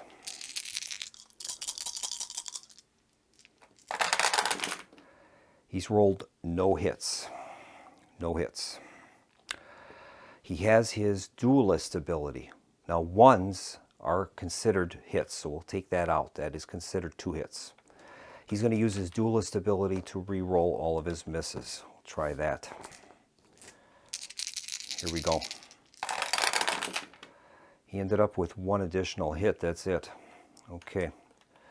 So, I don't believe there's anything else we can do. No, that's all we can do. So we've got a total of 3 hits right now. Here is the vampire's attack. And he's done his duty. He's got 3 hits. So I don't know if we're going to be able to stop this or not. I don't think so. I have no cards left, and I'm just going to check everything carefully. Well, his only chance would be to use the torch. Once per fight round, you may force your enemy in your space to re-roll 1 of its fight dice. After each use, we have to roll a d6. On a 1 or 2, it's removed. So we'll force him to re-roll 1 of those fight dice, and maybe we can get him to miss. And of course he hit. He's like a just dead eye, isn't he? Okay, so at this point we've got a total of 3 hits against the vampire. We'll roll 3 dice. 5s and 6s will cancel. He canceled none of them. So we're going to give 3 hits to the vampire, and unfortunately the vampire is going to do 3 damage to Fellows, and that's going to KO him. So Fellows is been knocked out. We'll place 3 wounds on the vampire. He's at 24 right now. 24. His total is 20, 2, 4, 5. So if we can get 1 more wound on him, that will win the game for us. So Fellows is down. Brother Marcus is up. And we'll get out our dice pool and see what happens. All right. Brother Marcus is going to attack with using his spirit for his faithful ability. That is 5 dice. Vampire will get his usual 8. We'll start out with the attack by Brother Marcus. Brother Marcus has done 2 hits. So theoretically we have enough to win the game here, which would be awesome. All right, now the vampire will strike. Vampire has done 2 hits to Brother Marcus. That's fine. We'll place the 2 hits on him. 1 there and 1 there. Now we have to see if these hits actually get through. All we need is 1 more hit to kill the vampire. We'll roll these 2 dice. As long as we don't get both of them as 5s and 6s, we have won the game. Here we go. Whoops. That's a 3. And that's a 2. We've done it. He's done the damage needed against the vampire, and we won the game. Unbelievable. So we'll place the 2 extra damage on the vampire. 26. He has a total of 22, 4, 25 health, so we have killed him, and we won the game. That's awesome. So that brings the game to a close, and we finally got a victory in A Touch of Evil. I'm very happy right now. I appreciate you sticking around. This is going to be an extremely long video. I'm going to attempt to edit it down as much as I can and still keep the same sequence of play through the playthrough.